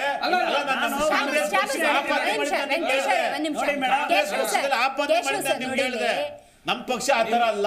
ಇದಕ್ಕಿಂತ ದೊಡ್ಡ ಅವ್ಯವಸ್ಥೆ ಮತ್ತೊಂದಿಲ್ಲ. ಯಾಕೆ ಅಂತ ಹೇಳಿದ್ರೆ, ಇರಿ ಶಾಬಾಜ್ ಅವರೇ, ರಾಜ್ಯದ ಅಭಿವೃದ್ಧಿ ಎಲ್ಲಿ ಅಂತ ಹೇಳಿದ್ರೆ ಗ್ಯಾರಂಟಿ ಅಂದು ಬಿಡ್ತಾರೆ. ಆಯ್ತಾ, ಈ ಕಡೆ ಏನೋ ಒಂದು ವ್ಯತ್ಯಾಸ ಆಗ್ತಿದೆಯಲ್ಲ, ಏನಿದು ಅಂತ ಬಿಜೆಪಿ ಅವ್ರು ಕೇಳಿದ್ರೆ ಬೇರೆನೋ ವಿಷಯಗಳು ಬರ್ತವೆ. ಇವತ್ತು ನಾವು ಮೂಡ ಅಂತ ಮಾತಾಡ್ಬೇಕಾದ್ರೆ ಮತ್ತೆ ಜಾತಿ ಬರ್ತಾ ಇದೆ. ಇದಕ್ಕಿಂತ ಅವ್ಯವಸ್ಥೆ ಮತ್ತೊಂದಿಲ್ಲ. ಇವತ್ತು ಅಕ್ರಮ ಜನ ಕಷ್ಟಪಟ್ಟು ತಾನು ಒಂದ್ ಸೈಟ್ ಮಾಡ್ಕೊಳ್ಳೋಣ, ತನಗೂ ಮೂಡಾದಲ್ಲಿ ಸೈಟ್ ಸಿಗ್ಬೋದು. ಎಷ್ಟೆಷ್ಟು ವರ್ಷಗಳಿಂದ ಹರಕೆ ಹೊತ್ಕೊಂಡು ದುಡ್ಡು ಕಲೆಕ್ಟ್ ಮಾಡೋ ಕುತ್ಕೊಂಡಿರ್ತಾರೆ. ಉಳ್ಳವರೇ ಅದ್ರ ಪಾಲುದಾರರಾಗೋದಾದ್ರೆ ಇದನ್ನ ಹ್ಯಾಕ್ ಸಹಿಸ್ಕೊಳ್ಳೋದು? ನೋಡಿ, ನಾನು ಪ್ರಶ್ನೆ ಕೇಳಿದ್ದಾರೆ, ನೀವ್ ಯಾರು ಇವತ್ತು ದಿವಸ ಏನಂತಂದ್ರೆ ಇವ್ರು ಹೇಳ್ತಿದ್ರು, ಈ ಒಂದು ಇನ್ನೊಂದು ಡಿಬೇಟ್ ಅಲ್ಲಿ ಯಾರೋ ಒಂದು ಮುಸ್ಲಿಂ ಮುಖಂಡ್ರು ಹೇಳ್ತಾ ಇದ್ರು, ಅದನ್ನ ಅವ್ರು ಏನ್ ಹೇಳ್ತಿದ್ರು ಅಂದ್ರೆ, ನಮ್ಮ ಸಮುದಾಯನ ಪಕ್ಷಗಳು ಬರೀ ಅವ್ರ ಸ್ವಂತಕ್ಕೆ ಉಪಯೋಗ ಮಾಡ್ಕೊಂಡ್ರದ್ ಬಿಟ್ರೆ ಬೇರೆ ಇನ್ನೇನಿಲ್ಲ. ಬಿಜೆಪಿ ಕಾಂಗ್ರೆಸ್ ಅಂದ್ರೆ ಏನಂತಂದ್ರೆ ಬಿಜೆಪಿನವ್ರು ನಮ್ ನೋಡಿದ್ರೆ ಬಿಸ್ತಲ್ ಹಾಕ್ತಾರೆ, ಕಾಂಗ್ರೆಸ್ ನವ್ರು ನೋಡಿದ್ರೆ ನೆರಳಲ್ಲಿ ಹಾಕ್ತಾರೆ, ಅಷ್ಟೇ ವ್ಯತ್ಯಾಸ ಅಂತ ಹೇಳಿದ್ರು. ಮತ್ತೆ ಇನ್ನೊಂದೇನಂತಂದ್ರೆ ಇವತ್ತು ನಮ್ಮ ರಾಜ್ಯದಲ್ಲಿ ಕಾಂಗ್ರೆಸ್ ಸರ್ಕಾರ ಒಂದೊಂದು ವರ್ಷ 3 ತಿಂಗಳಾಗಿದೆ ಆಯ್ತಾ. ಇಲ್ಲಿ ಒಂದು ವರ್ಷದಿಂದನೂ ಒಂದು ಕುರ್ಚಿ ಕಿತ್ತಾಟ ನಡೀತಾ ಇದೆ, ರಾಜಕೀಯ ಚದುರಂಗದಾಟ ನಡೀತಿದೆ. ಅಲ್ಲಿ ಇಬ್ರು ಪ್ಲೇಯರ್ಸ್, ಇವ್ರದೊಂದು ಮೂವ್ ಅವ್ರದೊಂದು ಮೂವ್, ಇದೂನು ಕುರ್ಚಿ ಕಿತ್ತಾಟದ ಒಂದು ಭಾಗನೇ. ಹೇಗೆ ಅಂತ ಹೇಳ್ತೀನಿ ನೋಡಿ, ಈಗ ಸಿದ್ದರಾಮಯ್ಯನವರು DCM ಒಂದು ಕೂಗು ಎದ್ದೇಳ್ತಿಕ್ಕೆ ಅವರೊಂದು ದಾಳ ಉರುಳಿಸಿದ್ರು.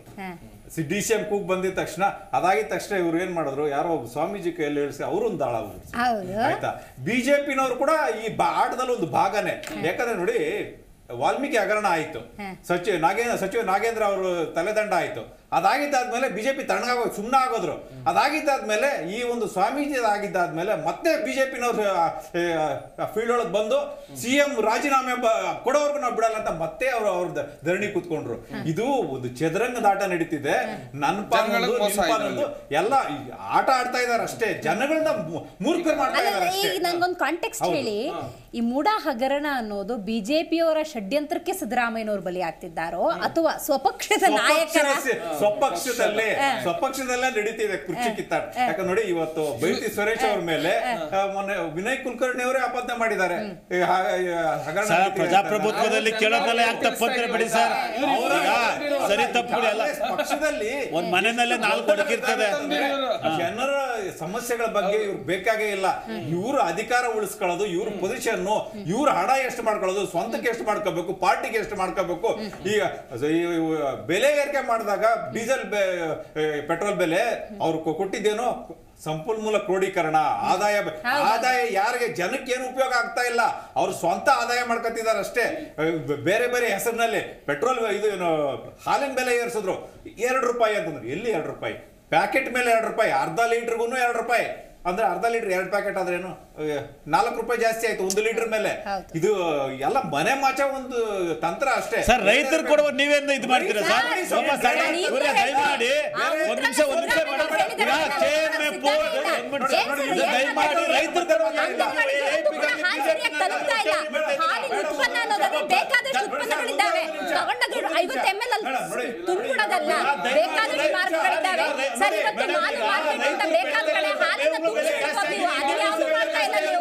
ಅಭಿವೃದ್ಧಿ ಜಾಸ್ತಿ ಆಗಿದೆ, ಒಂದು ಹಿಂದಿ ಪುಸ್ತಕ ಬೆಲೆ ಜಾಸ್ತಿ ಆಗಿದೆ, ಅದು ಮೇವು ಜಾಸ್ತಿ ಆಗಿದೆ. ಅದ ಕಾರಣಕ್ಕೋಸ್ಕರ KDF ತನ್ನ ಮೌಲ್ಯಗಳನ್ನು ಹೆಚ್ಚಿಸ್ಕೊಂಡು ಅದು ರೈತರಿಗೆ ಕೊಡ್ತಾ ಇತ್ತು. ಅದಕ್ಕೆ ಬಿಜೆಪಿ ಹೊಟ್ಟೆವರಿ ರೈತರಿಗೆ ಅನುಕೂಲ ಆಗೋದನ್ನ ನೋಡಿ. ಇವಾಗ ಪೆಟ್ರೋಲ್ ಇದು ಹಾಲಿನ ಬೆಲೆ 4 ರೂಪಾಯಿ ಏರಿಸಿದ್ರ 1 ಲೀಟರ್ ಮೇಲೆ ಆಯ್ತಾ. ಇದೇ ಇದರಲ್ಲಿ ರೈತರಿಗೆ ಎಷ್ಟು ಏರಿಸಿದ್ರು ಇವತ್ತು ಹೇಳಿ, ಎಷ್ಟು ಬಾಕಿ ಎಷ್ಟು ಏರಿಸಿದ್ರೆ ಹೇಳಿ. ಬೆಂಬಲ ಬೆಲೆಯಲ್ಲಿ ಯಾರು ಏರಿಕೆ ಮಾಡಿದೀರಾ? 5 ಗ್ಯಾರಂಟಿಗಳು ಮಾಡ್ಬೇಕು. ಈಗ ದಯಮಾಡಿ ಆಪಾದನೆ ಮಾಡಿದಾದ್ಮೇಲೆ ಕೇಳಿಸ್ಕೊಳ್ಳೋ ಸೌಜನ್ಯನೂ ಇರ್ಬೇಕು. ಡಿಬೇಟ್ ಬರ್ತೀನಿ. ಗೋವಿಂದರಾಜ್ ಅವರೇ, ನಾನು ಕೇಶವ್ರಿಗೂ ಅದೇ ಪ್ರಶ್ನೆ ಕೇಳಿದ್ದು. ನಮಗೆ ಮೂಡ ಅಂದಾಗ ಮೈಸೂರು ಭಾಗದ ಜನಕ್ಕೆ ಮೂಡಾದಲ್ಲೊಂದು ಎಲ್ಲ ಡಾಕ್ಯುಮೆಂಟ್ ಸರಿ ಇರೋ ಒಂದು ಸೈಟ್ ನಮ್ಮದು ಒಂದಾದರೆ ಅಂತ ಸಹಜವಾಗಿ ಆಸೆ ಇಟ್ಕೊಂಡಿರ್ತಾರೆ. ಇದು ಹೆಂಗಾಗ್ತಿದೆ ಅಂತ ಹೇಳಿದ್ರೆ, ಆಗಲೇ ಕೇಶವ್ರು ಹೇಳ್ದಂಗೆ ದೊಡ್ಡ ದೊಡ್ಡ ಅಧಿಕಾರ ವರ್ಗದಲ್ಲಿರೋದು ಶಾಸಕರು ಆ ಭಾಗದ ಜನಕ್ಕಷ್ಟೇ ಮೂಡ ಅನ್ನೋದು ಸೀಮಿತ ಆಗಿದೆಯಾ ಅಂತ. ಇಲ್ಲ ನೋಡಿ ಮೇಡಮ್, ಇಲ್ಲಿ ಈ ಆಲ್ಟರ್ನೇಟ್ ಸೈಟ್ ಅನ್ನೋದು ಒಂದು ವ್ಯವಸ್ಥೆ ಇರ್ತಕ್ಕಂಥದ್ದು. ಸೊ ವ್ಯವಸ್ಥೆ ಹೇಗೆ ಅಂದರೆ, ಎಲ್ಲೋ ಒಂದು ಕೂಡ ಒಂದು ಸೈಟ್ ಅಲಾಟ್ಮೆಂಟ್ ನಮ್ಗೆ ಅಲಾಟ್ಮೆಂಟ್ ಆದರೆ I can claim the alternate site from any ನಮಗೆ ಬೇಕಾಗಿರ್ತಕ್ಕಂಥ ಬೇಕು ಅನ್ನೋದು ಒಂದು ಇರ್ತಕ್ಕಂಥದ್ದು. ಆಲ್ಟರ್ನೇಟ್ ಜಾಗನೇ ಮಾಡ್ಕೊಂಡು ಇರ್ತಕ್ಕಂಥ ಕಾನೂನು ನನಗೆ ಗೊತ್ತಿಲ್ಲ. ಯಾಕೆಂದ್ರೆ ಕಾಂಗ್ರೆಸ್ನವ್ರಿಗೆ ಏನನ್ನ ಸತ್ಯ ಹೇಳಿದ್ರೆ ಕೋಪನೂ ಮಾಡ್ಕೊಂತಾರೆ, ಬೇರೆ ಮೇಲೆ ಕೆಸರನ್ನು ಹೇರ್ತಾರೆ. ದಯಮಾಡಿ ದಪ್ತಾರಿ ಯಾಕೆ ಕೇಳ್ತಾ ಇದ್ದೀರಾ?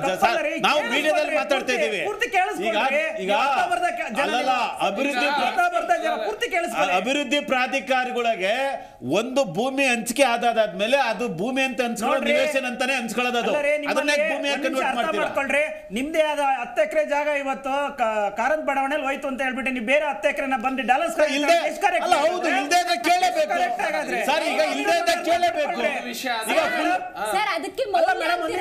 ಅದ್ರಲ್ಲಿ ಮೌಲ್ಯ ಬರಲ್ಲ ಮೇಡಮ್. ಇಲ್ಲ ಇಲ್ಲ, ನೀವು ದಯಮಾಡಿ ತಿಳ್ಕೊಳ್ಳಿ. ಸ್ಕ್ವೇರ್ ಫೀಟ್ಗೆ 2-3 ಸಾವಿರ ರೂಪಾಯಿ ವ್ಯಾಲ್ಯೂ ಬರೋದಲ್ಲಿ 10-15 ಸಾವಿರ ರೂಪಾಯಿ ಬರೋದು ವ್ಯಾಲ್ಯೂ ಎಲ್ಲಿ? ಸೈಟ್ ಖರೀದಿ ಈಗ ಒಂದ್ ನಿಮಿಷ ದಯಮಾಡಿ ಒಂದ್ ನಿಮಿಷ ಕೇಳಿಸ್ಕೊಳ್ಳಿ. ಈಗ ಇಲ್ಲಿ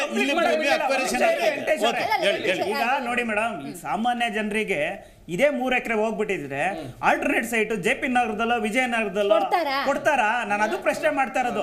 ಸಿಎಂ ಯಾಕೆ ನಗರಾಭಿವೃದ್ಧಿ ಸಚಿವರಾಗಿರೋದು ಗೊತ್ತು, ಹೆಂಗ್ ಮಾಡ್ಕೊಬೇಕು ಅಂತ ಗೊತ್ತಿರೋದ್ರಿಂದಲೇ ಭವಿಷ್ಯ ಇದನ್ನ ಯಾರಿಗ ಅಧಿಕಾರಿಗೆ ಹೇಳಿ ಮಾಡಿಸ್ಕೊಬೇಕು ಅನ್ನೋದು ಮಾಡಿದ್ರು. ಅವರೇ ನಿಂತ್ಕೊಂಡು ಮಾಡೋದು. ತಪ್ಪನ್ನ ಹೇಳಿದಾಗ ಬಾಯಿಗೆ ಬಂದಾಗ ಮಾತಾಡೋದಿನ ಜನಕ್ಕೆ ಸತ್ಯ ಮುಚ್ಚಿಡಕ್ಕಾಗಲ್ಲ. ಜನಕ್ಕೆ ಗೊತ್ತಿದೆ. ಇವತ್ತು ಗ್ಯಾರಂಟಿಗಳ ಹೆಸರು ಹೇಳ್ಬಿಟ್ಟು ಇವತ್ತು ಇಡೀ ರಾಜ್ಯದಲ್ಲಿ ಹಾಲಿಂದ ಆಲ್ಕೋಹಾಲ್ವರೆಗೂ ಎಲ್ಲ ಬೆಲೆ ಜಾಸ್ತಿ ಮಾಡ್ಬಿಟ್ಟು ಸಂಕಷ್ಟಕ್ಕೊಳಗಾಗಿರ್ತಕ್ಕಂಥವ್ರು ಜನರ ಬಗ್ಗೆ ವಿಚಾರ ಹೇಳಿದ್ರೆ ನಾವೆಲ್ಲ ಗ್ಯಾರಂಟಿ ಕೊಡ್ತಾ ಇದೀವಿ ಅಂತ ಹೇಳ್ತೀರಾ. ಗ್ಯಾರಂಟಿ ಕೊಡೋದ್ರಿಂದ ಎಲ್ಲವನ್ನೂ ಮುಗ್ದೋಗಿದ್ರೆ ಬೇರೆ ವ್ಯವಸ್ಥೆಗಳು ಏನಕ್ಕೆ ಬೇಕು? ಆರೋಗ್ಯ ಕ್ಷೇತ್ರ ಏನಕ್ಕೆ ಬೇಕು? ಶಿಕ್ಷಣ ಕ್ಷೇತ್ರ ಏನಕ್ಕೆ ಬೇಕು? ನೀರಾವರಿ ವ್ಯವಸ್ಥೆಗಳು ಏನಾಗಬೇಕು? ಸೊ ಇರ್ತಕ್ಕಂಥ ವ್ಯವಸ್ಥೆಗಳ ಬಗ್ಗೆ ಯಾರು ನೋಡೋದಾಗಾದ್ರೆ ನಾವು ಮಾತು ಎತ್ತಿದ್ರೆ ಗ್ಯಾರಂಟಿ ನೀವು ಕೊಟ್ಟಿದ್ದೀರಿ, ಕೊಡ್ಲೇಬೇಕು, ನೀವು ನಿಲ್ಸಕ್ ಆಗೋದೇ ಇಲ್ಲ. ಹೆಂಗ್ ನಿಲ್ಲಿಸ್ತೀರಾ ನೀವು ಅದೇ ರೀತಿ ಬೇರೆ ವ್ಯವಸ್ಥೆಗಳನ್ನ ಈ ಪ್ರತಿಯೊಬ್ಬ ಪ್ರಜೆನ ಕಟ್ಟೋದು, ಟ್ಯಾಕ್ಸ್ ಕಟ್ಟೋದು, ನನಗೆ ಒಳ್ಳೆ ಶಿಕ್ಷಣ ಸಿಗ್ಲಿ, ಒಳ್ಳೆ ಆರೋಗ್ಯ ಸಿಗ್ಲಿ, ಒಳ್ಳೆ ನೀರಿನ ವ್ಯವಸ್ಥೆ ಆಗ್ಬೇಕು ರೈತಂಗೆ. ಇವತ್ತು ಈ ರೀತಿ ಎಕ್ಸ್ಪೆಕ್ಟೇಷನ್ ನೀವು ಇಲ್ಲಿವರೆಗೂ 14 ತಿಂಗಳಿಂದ ಇಲ್ಲಿವರೆಗೂ ಯಾವುದೇ ಒಂದು ಡೆವಲಪ್ಮೆಂಟ್ ಪ್ರೋಗ್ರಾಮ್ ಮಾಡಿಲ್ಲ. ನೀವು ಮಾತು ಎತ್ತಿದ್ರೆ ನಾವು ಗ್ಯಾರಂಟಿ ಕೊಡ್ತಾ ಇದೀವಿ ಅಂತ. ಗ್ಯಾರಂಟಿ ಕೊಡಿ, ನಿಮ್ಮ ಸ್ಕೀಮ್ ಅದು ಚುನಾವಣೆ ಗೆಲ್ಲಕ್ಕೋಸ್ಕರ ಮಾಡಿರ್ತಕ್ಕಂಥ ನೀವು ಉತ್ತರ ಕೊಡ್ಬೇಕು ಸರ್. ಹೇಳಿ ಶಾಬಾಜ್ ಅವರು ಹೇಳಿ.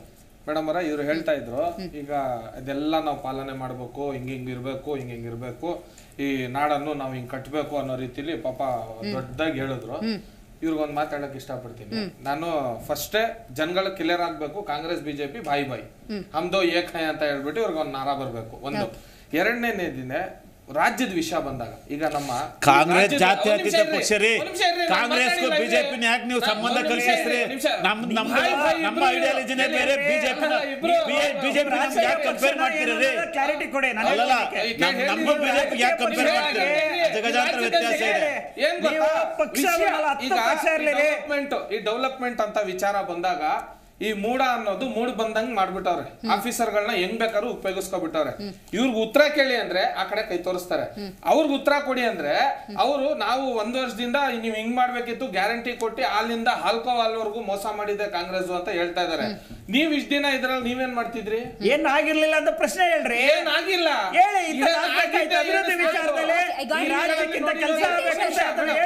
ಏನ್ ಗೊತ್ತಾ? ಈಗ ಇರೋ ರಾಜ್ಯ ವಿಚಾರ ಒಬ್ಬ ಸಾಮಾನ್ಯ ವ್ಯಕ್ತಿ ದುಡ್ಕೊಂಡು ತಿನ್ನೋನು, ಕೂಲಿ ಕೆಲಸ ಮಾಡೋರು 400, 500, 1000 ದುಡ್ಕೊಂಡು ಅವ್ರ ಜೀವನ ಕಟ್ಟೋದು ಬಹಳ ಕಷ್ಟ ಇದೆ. ಒಂದು ಸ್ಕೂಲ್ ವಿಚಾರ ಬಂದಾಗ ಜನಗಳಿಗೆ 30% ಇವರು ಕಾಂಗ್ರೆಸ್ ಸರ್ಕಾರ ಹೆಚ್ಚಿದ್ದಾರೆ. 75,000 ಸ್ಕೂಲ್ಗಳಲ್ಲಿ ಹಣ ವಸೂಲಿ ಮಾಡೋ ಸರ್ಕಾರ ಆಗಿದೆ ಇವ್ರದ್ದು ಕಾಂಗ್ರೆಸ್. ಇದ್ರ ವಿಚಾರ ಮಾತಾಡಲ್ಲ. ಮಾತಿದ್ರೆ ನಾವು ಹಿಂದೂ ಮುಸ್ಲಿಂ ಅಂತೀವಿ. ಈ ನಮ್ಮ ರಾಜ್ಯದಲ್ಲಿ ಗಂಗಾ ಚೌಡ ಚಾಲುಕ್ಯ ರಾಷ್ಟ್ರಕೂಟ ಹಕ್ಕಬುಕ್ಕ ಗಂಡುಗಲ್ಲಿ ರಾಮ ಕೆಂಪೇಗೌಡ ಹೈದರಲ್ಲಿ ಟಿಪ್ಪು ಗುಲ್ಲಕೇಶಿ ನುಪ್ಪುತುಂಗ ಶಾತವಾದ ಅತಿಮಾಬೇಗ್ ಚಂದ್ರಗುಪ್ತ ನಾಯಕ ಬೆಲ್ಲವಡಿ ಮಲ್ಲಮ್ಮ ಕುವೆಂಪು ಕಾರ್ನಾಡ್ ಕಂಬನ್ ಅನಂತಮೂರ್ತಿ ಗೋಕರ ಶರಣರ ದಾಸರ ಸಂತರ ಮನಿಯರ ಜನಪದರ ಸಾಮಾನ್ಯರ ಹೆಮ್ಮೆಯ ನಾಡು ನುಡಿ ಕನ್ನಡ ಅನ್ನೋದು ಇವ್ರು ಮರ್ತ್ ಬಿಟ್ಟಿದ್ದಾರೆ. ಇವ್ರಿಗೆ ಇದನ್ನ ಜ್ಞಾಪಿಸ್ಬೇಕು. ಯಾಕಂದ್ರೆ ಇವ್ರ ಅಧಿಕಾರ ಇವ್ರಿಗೆ ಬಂದ ತಕ್ಷಣ ಇವ್ರು ಏನ್ ಮಾಡ್ತಾರಂದ್ರೆ ಇವ್ರ ಅಪೋಸಿಷನ್ ಜನಗಳು ಮೂರ್ಖರು. ಏನಕ್ಕಂದ್ರೆ ಇವ್ರಿಗೆ ಅಧಿಕಾರ ಕೊಡ್ತಾರೆ, ಕೊಟ್ಬಿಟ್ಟು ಈಗ ನಾವು ಬೊಂಬಡ ಹೊಡ್ಕೊಂಡ್ರೆ ನಮ್ ಸೈಟ್ ಹೋಯ್ತು ಅಂದ್ರೆ ಇವತ್ತು ಈ ಬೆಂಗಳೂರಲ್ಲಿ 1 ಅಡಿ ಜಾಗ ನಿಂತ್ಕೊಂತೀವಿ ಅಂದ್ರು ಪಾರ್ಕಿಂಗ್ ಮಾಡಾಕ್ತಾರಲ್ಲಿ. ಅಂತದ್ರಲ್ಲಿ ಆಚೆ ಕಡೆಯಿಂದ ಬೇರೆ ಸ್ಟೇಟ್ ಇಂದ ಬಂದವನು ನಾವೇನ್ ಹೇಳ್ತೀವಿ, ನಮ್ ಭಾರತ ಒಂದು ಸ್ಟೇಟ್ ಇಂದ ಒಂದ್ ಸ್ಟೇಟ್ ಅಗ್ರಿಮೆಂಟ್ ಆಗಿದೆ, ನಾವೇನೋ ಅವ್ರಿಗೆ ಕೊಡ್ತೀವಿ, ಅವ್ರೇನೋ ನಮಗ್ ಕೊಡ್ತಾರೆ, ಇದೆಲ್ಲ ಹೇಳ್ತಾರೆ. ಇವತ್ತು ವಿಚಾರ ಈಗ ಬಂದಿದೆಯಲ್ಲ, ಈ ಮೈಸೂರು ಡೆವಲಪ್ಮೆಂಟ್ ವಿಚಾರದಲ್ಲಿ ಹಗರಣ ಆಗಿದೆಯಲ್ಲ, ಇದಕ್ಕೆ ಮುಖ್ಯಮಂತ್ರಿ ಇಲ್ಲಾಂದ್ರೆ ರಾಜೀನಾಮೆ ಕೊಡಬೇಕು, ಇಲ್ಲ ಅಂದ್ರೆ ಸಂಪೂರ್ಣವಾಗಿ ಅದ್ರ ಮಾಹಿತಿ ಕೊಡಬೇಕು. ಇಲ್ಲ ಅಂತ ಹೇಳಿದ್ರೆ ಈಗ ಬೈರತಿ ಸುರೇಶ್ ಅವರು ಹೇಳ್ತಾರೆ ಒಂದ್ ಸ್ಟೇಟ್ಮೆಂಟ್ ಅಲ್ಲಿ, ನಾವು ಅದಕ್ಕೆ ಇನ್ವೆಸ್ಟಿಗೇಷನ್ ಎಲ್ಲ ಮಾಡಿಸಿದೀವಿ. ಮನೆಯಲ್ಲಿರೋರು ನೀವೇ, ಮನೆಯಲ್ಲಿ ಆಫೀಸರ್ಗಳು ನಿಮ್ದೇ, ಮನೆ ಹೊರಂಗ ಆಚೆ ನಿಲ್ಸಿರೋ ವಾಚ್ಮೆನ್ ನಿಮ್ಮವನೇ. ನೀವ್ ಹೇಳ್ತೀರಾ ನಾನು ಇನ್ವೆಸ್ಟಿಗೇಷನ್ ಆಗ್ಬೇಕು, ಮೋಸಗಾರರ ಕೈಯಲ್ಲಿ ಇನ್ವೆಸ್ಟಿಗೇಷನ್ ಹೇಳಿ ಉತ್ತರ ಕೊಡಿ ಇದಕ್ಕೆ. ಈಗ ಕಾನೂನು, ಈ ನೆಲದ ಕಾನೂನು ಇದೆಯಲ್ಲಮ್ಮ, ಅದಕ್ಕೆ ವೆಂಕಟೇಶನ್ ಬೇರೆ ಅಲ್ಲ, ಬೇರೆಯವ್ರಿಗೆ ಬೇರೆ ಅಲ್ಲ. ಆ್ಯಕ್ಚುಲಿ ಅವ್ರ ನಗರಾಭಿವೃದ್ಧಿ ಜವಾಬ್ದಾರಿ ಇರ್ತಕ್ಕಂಥ ಮಂತ್ರಿ ಈಗ ಆಲ್ರೆಡಿ ಯಾರು ಕಾರ್ಯದರ್ಶಿನೂ ಮತ್ತು ಇನ್ನೊಬ್ಬರನ್ನ ಸಸ್ಪೆಂಡ್ ಮಾಡಿದ್ದಾರೆ. ವರ್ಗಾವಣೆ ಬೇರೆ ಕಡೆ ಮಾಡಿದ್ದಾರೆ, ಒಬ್ರು ಸಸ್ಪೆಂಡು ಮಾಡಿದ್ದಾರೆ. ಇದು ನಡೆದಿರ್ತಕ್ಕಂಥದ್ದು ಬಿ ಜೆ ಪಿಯವ್ರು ಹೇಳೋ ಪ್ರಕಾರನೇ ಇದು ನಡೆದಿರ್ತಕ್ಕಂಥದ್ದು 1 ವರ್ಷದ ಹಿಂದಿನ ಘಟನೆ. ಆವಾಗ ಮುಖ್ಯಮಂತ್ರಿಗಳು ಯಾರಿದ್ರು? ಬೊಮ್ಮಾಯಿ ಕಾಲು. ಮೈಸೂರು ನಗರಾಭಿವೃದ್ಧಿ ಯಾರಿದ್ರು? ಮಿನಿಸ್ಟರ್ ಯಾರಿದ್ರು? ಬೇರೆ ಇದ್ದರು.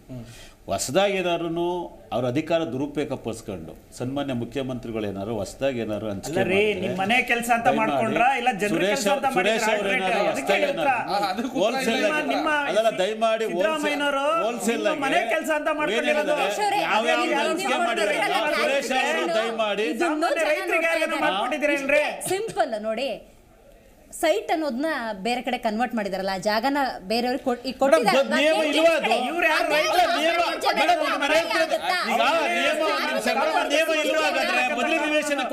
ನಿಯಮ ಎಲ್ಲಿ ಹೇಗೆ ಯಾವುದೇ ಒಬ್ಬ ಪ್ರಾಧಿಕಾರದವರು ಈಗ ನಮ್ದು ಒಂದ್ ನಿಮಿಷ ಮೇಡಮ್, ನಾವು ಯಲಹಂಕ ಭಾಗದ ಕೇಳಿ ಒಂದ್ ನಿಮಿಷ ಮೇಡಮ್. ನಮ್ ಭಾರತದ ರಾಜಕಾರಣಿಗಳು ಅಂದಾಗ ಒಂದು ಇತಿಹಾಸ ಇದೆ ಸರ್. ಒಂದು ಸಣ್ಣ ಆರೋಪ ಬಂದಾಗ ಇಮಿಡಿಯೇಟ್ ರಾಜೀನಾಮೆ ಕೊಟ್ಬಿಟ್ಟು ತತ್ಕ್ಷಣ ತನ್ನ ಆರೋಪ ಮುಕ್ತನಾದಾಗ ಆ ಸ್ಥಾನದಲ್ಲಿ ಕೂತ್ಕೊಳ್ಳುವಂತ ಒಂದು ಪದ್ಧತಿ ಇದೆ ಅಂತ ನಿದರ್ಶನಗಳು. ಅದನ್ನ ನಮ್ ಕಾಂಗ್ರೆಸ್ ಹೇಳ್ಕೊಡ್ಬೇಕಾಗಿರಲಿಲ್ಲ ಮೇಡಮ್. ಯಾಕಂದ್ರೆ ಅದನ್ನೇ ಹೇಳ್ತಿರೋದು, ಕೇವಲ ಟ್ರೈನ್ ಆಕ್ಸಿಡೆಂಟ್ ಆದ ತಕ್ಷಣನೇ ಈ ದೇಶದ ಲಾಲ್ ಬಹದ್ದೂರ್ ಶಾಸ್ತ್ರಿ ಸಂಬಂಧಪಟ್ಟಿದ್ದ ಇಲಾಖೆನವರು ಒಂದು ಕ್ಷಣ ಇಲ್ದ್ರೆ ರಾಜೀನಾಮೆ ಕೊಟ್ಟಂತವ್ರು. ಬಿಜೆಪಿ ಅವ್ರ ಹತ್ರ ಬೇರೆಯವ್ರ ಹತ್ರ ನಾವು ನೈತಿಕತೆ ವಿಚಾರ ಏನಂದ್ರೆ ಇವತ್ತು ವಿಷಯ ಒಂದ್ ನಿಮಿಷ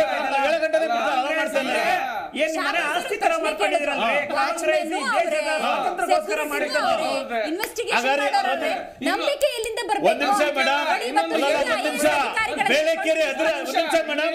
ಈಗ ಎಲ್ಲಾರು ಬರೀ ಅದೇ ಆಗ್ಬಿಟ್ಟಿದ್ರೆ ಬೇಲೆಕೆರೆ ಅದ್ರ ನಿದರ್ಶ ಏನೋ ಅದಿರು ಸಾಗಾಟದಲ್ಲಿ ವಿಷಯದಲ್ಲಿ ಸಿಎಂ ದಿಟ್ಟ ನಿರ್ಧಾರ ತಗೊಂಡು ಇವತ್ತು ಬಳ್ಳಾರಿನಲ್ಲಿ ಒಂದು ಸ್ಟೇಬಲ್ ಆಗಿರ್ತಕ್ಕಂಥ ವ್ಯವಸ್ಥೆ ನಿರ್ಮಾಣ ಮಾಡಿಲ್ವಾ? ಕಾಂಗ್ರೆಸ್ ಅಪಾದನೆ ಮಾಡ್ಕೊಳ್ಳಿ ತಿಳ್ಕೊಳ್ಳಿ. ಇವರೇ ವಕ್ತಾರೆ ನೀವು ಯಾವುದೇ ಅಕ್ರಮ ಆಗಿಲ್ಲ ಮೇಡಮ್. ಈಗ ಅಕ್ರಮ ನಮ್ಮ ಸರ್ಕಾರದಲ್ಲಿ ಆಗಿಲ್ಲ. ನಮ್ಮ ಸರ್ಕಾರದಲ್ಲಿ ಸಿದ್ದರಾಮಯ್ಯನವರು ಮುಖ್ಯಮಂತ್ರಿ ಆದಾದ್ಮೇಲೆ ಆಗಿರ್ತಕ್ಕಂಥ ಅಕ್ರಮ ಅಲ್ಲ ಇದು. ಬಿಜೆಪಿ ಸರ್ಕಾರದಲ್ಲಿ ಆಗಿರ್ತಕ್ಕಂಥ ಅಕ್ರಮ.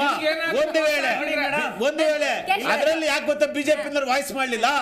ಬಹುತೇಕ ಸೈಟಿನ ಎಲ್ಲಾ ಫಲಾನುಭವಿಗಳು ಬಿಜೆಪಿ ಸರ್ಕಾರದ ಎಂಪಿಗಳು ಮಂತ್ರಿಗಳು. ಇದು ಮಾಹಿತಿ ಅಧಿಕಾರಿಗಳಿಂದ ಅವತ್ತೇ ಸಿಕ್ಬಿಟ್ಟಿದ್ರೆ ಅವತ್ತೇ ಎಲ್ಲವನ್ನು ಬೀದಿ ಕೆಲಸ ಆಗ್ತಿತ್ತು ಸರ್. ಒಂದು ವರ್ಷದಿಂದ ಸರ್ಕಾರ 1 ವರ್ಷ ಆಯ್ತು. ಅಲ್ಲ, ಸರ್ಕಾರ 1 ವರ್ಷ ಆಯ್ತು. ಈಗ ಆಲ್ರೆಡಿ ಸುರೇಶ್ ಅವರು ಅದು ತನ್ನ ಅಧಿಕಾರ ಬಳಸಿ ಹಂಚಿಕೆ ಆಗಿರ್ತಕ್ಕಂಥ ಎಲ್ಲಾ ಸೈಟ್ಗಳನ್ನ ತಾತ್ಕಾಲಿಕವಾಗಿ ರದ್ದು ಮಾಡಿದ್ದಾರೆ. ಡಿಬೇಟ್ ಅಲ್ಲಿ ಕಾಂಗ್ರೆಸ್ ವಕ್ತಾರರು ಆಗಿದ್ದ ಅಕ್ರಮ ಅಂತ ಒಪ್ಕೊಂಡ್ರು. ಅಕ್ರಮ ಅಂತ ಒಪ್ಕೊಂಡ್ರು. ಇವತ್ತು ಸರ್ ಬಿಜೆಪಿನಲ್ಲಿ ಆಗಿರ್ತಕ್ಕಂಥ ಈಗ ದಯಮಾಡಿ ನಾನು ಹೇಳಿದ್ರೆ ಹೇಳಿಕೆ ನೀವು ಏನೋ ತಿರ್ಚಿದ್ರೆ ಏನು ಮಾತಾಡ್ತಾ ಇದ್ದಾರೆ. ಇವಾಗ ನಾವು ಇಲ್ಲಿ ಬೆಂಗಳೂರಲ್ಲಿ ಅರ್ಕಾವತಿ ಲೇಔಟ್ ಅಂತ ಮಾಡಿದ್ರು. ಸುಮಾರು 10-12 ವರ್ಷ ಅದಕ್ಕೆ ಸೈಟ್ ಅಲಾಟೀಸು ಟ್ಯಾಕ್ಸ್ ಎಲ್ಲ ಕಟ್ಕೊಂಡ್ ಬಂದ್ರು. ಸಿದ್ದರಾಮಯ್ಯ ಅವರು ಸಿಎಂ ಆಗಿದ್ದಾಗ ಡಿನೋಟಿಫಿಕೇಶನ್ ಮಾಡಿದವರೆಲ್ಲ ಸೈಟ್ ಕಳ್ಕೊಂಡ್ರು. ಆ ಎಲ್ಲರಿಗೂ ಅಲ್ಲಿ ಇವತ್ತಿನ ದಿವಸ ಅದ್ರ ಬೆಲೆ 6-7 ಸಾವಿರ ರೂಪಾಯಿ ಇದೆ ಮಿನಿಮಮ್ ಅಂತಂದ್ರು. ಅವ್ರಿಗೆಲ್ಲ ನಾಡಪ್ರಭುಕ್ಕೆ ಬಿಡದಿಯಲ್ಲಿ ಸೈಟ್ ಕೊಡ್ತಾ ಇದಾರೆ. ಆ 100 ಜನ ಲಿಸ್ಟ್ ಕೊಡ್ತೀವಿ, ಅಲ್ಲಿ 1-2-3 ಸಾವಿರ ಇದೆ ಆಯ್ತಾ. ನಾನು 100 ಜನ ಲಿಸ್ಟ್ ಕೊಡ್ತೀನಿ, ಇವ್ರು ನಗರಾಭಿವೃದ್ಧಿ ಸಚಿವರು ಕೊಟ್ಟೆ ಆ 100 ಜನಕ್ಕೂ ಭೂಮಿ ಖಾಲಿ ಆದಾದ್ಮೇಲೆ ಎಲ್ಲಿಂದ ಕಟ್ಕೊಡೋಣ ಸರ್? ನೋಟಿಫಿಕೇಶನ್ ಭೂಮಿ ಖಾಲಿ ಗೋವಿಂದರಾಜ್ ಅವರ ಕಾರ್ಯಕ್ರಮದಲ್ಲಿ ಭಾಗಿಯಾಗಿದ್ದಕ್ಕಾಗಿ ಧನ್ಯವಾದಗಳು. ಯಾರ್ಯಾರ ಮೇಲೋ ಆರೋಪ ಬಂದಿದ್ರೆ ಇದು ವಿಷಯ ಇಷ್ಟು ಗಂಭೀರ ಸ್ವರೂಪವನ್ನು ಪಡೆದುಕೊಳ್ತಾ ಇಲ್ಲ. ವಿಷಯ ಬಂದಿರುವುದು ಘನತೆವೆತ್ತ ಮುಖ್ಯಮಂತ್ರಿಗಳ ಕುಟುಂಬಕ್ಕೆ ಸಂಬಂಧಪಟ್ಟ ಹಾಗೆ. ಹಾಗಾಗಿ ಜನ ಕೇಳುವಂತಹ ಪ್ರಶ್ನೆಗೆ ಸಿದ್ದರಾಮಯ್ಯ ಉತ್ತರ ಕೊಡಲೇಬೇಕಾಗಿದೆ ಅಂತ ಹೇಳ್ತಾ ಇವತ್ತಿನ ಕಾರ್ಯಕ್ರಮವನ್ನು ಮುಗಿಸೋಣ. ನೋಡ್ತಾ ಇರಿ ಜಿ ಕನ್ನಡ ನ್ಯೂಸ್, ಸತ್ಯವೇ ಸುದ್ದಿಯ ಜೀವಾಳ.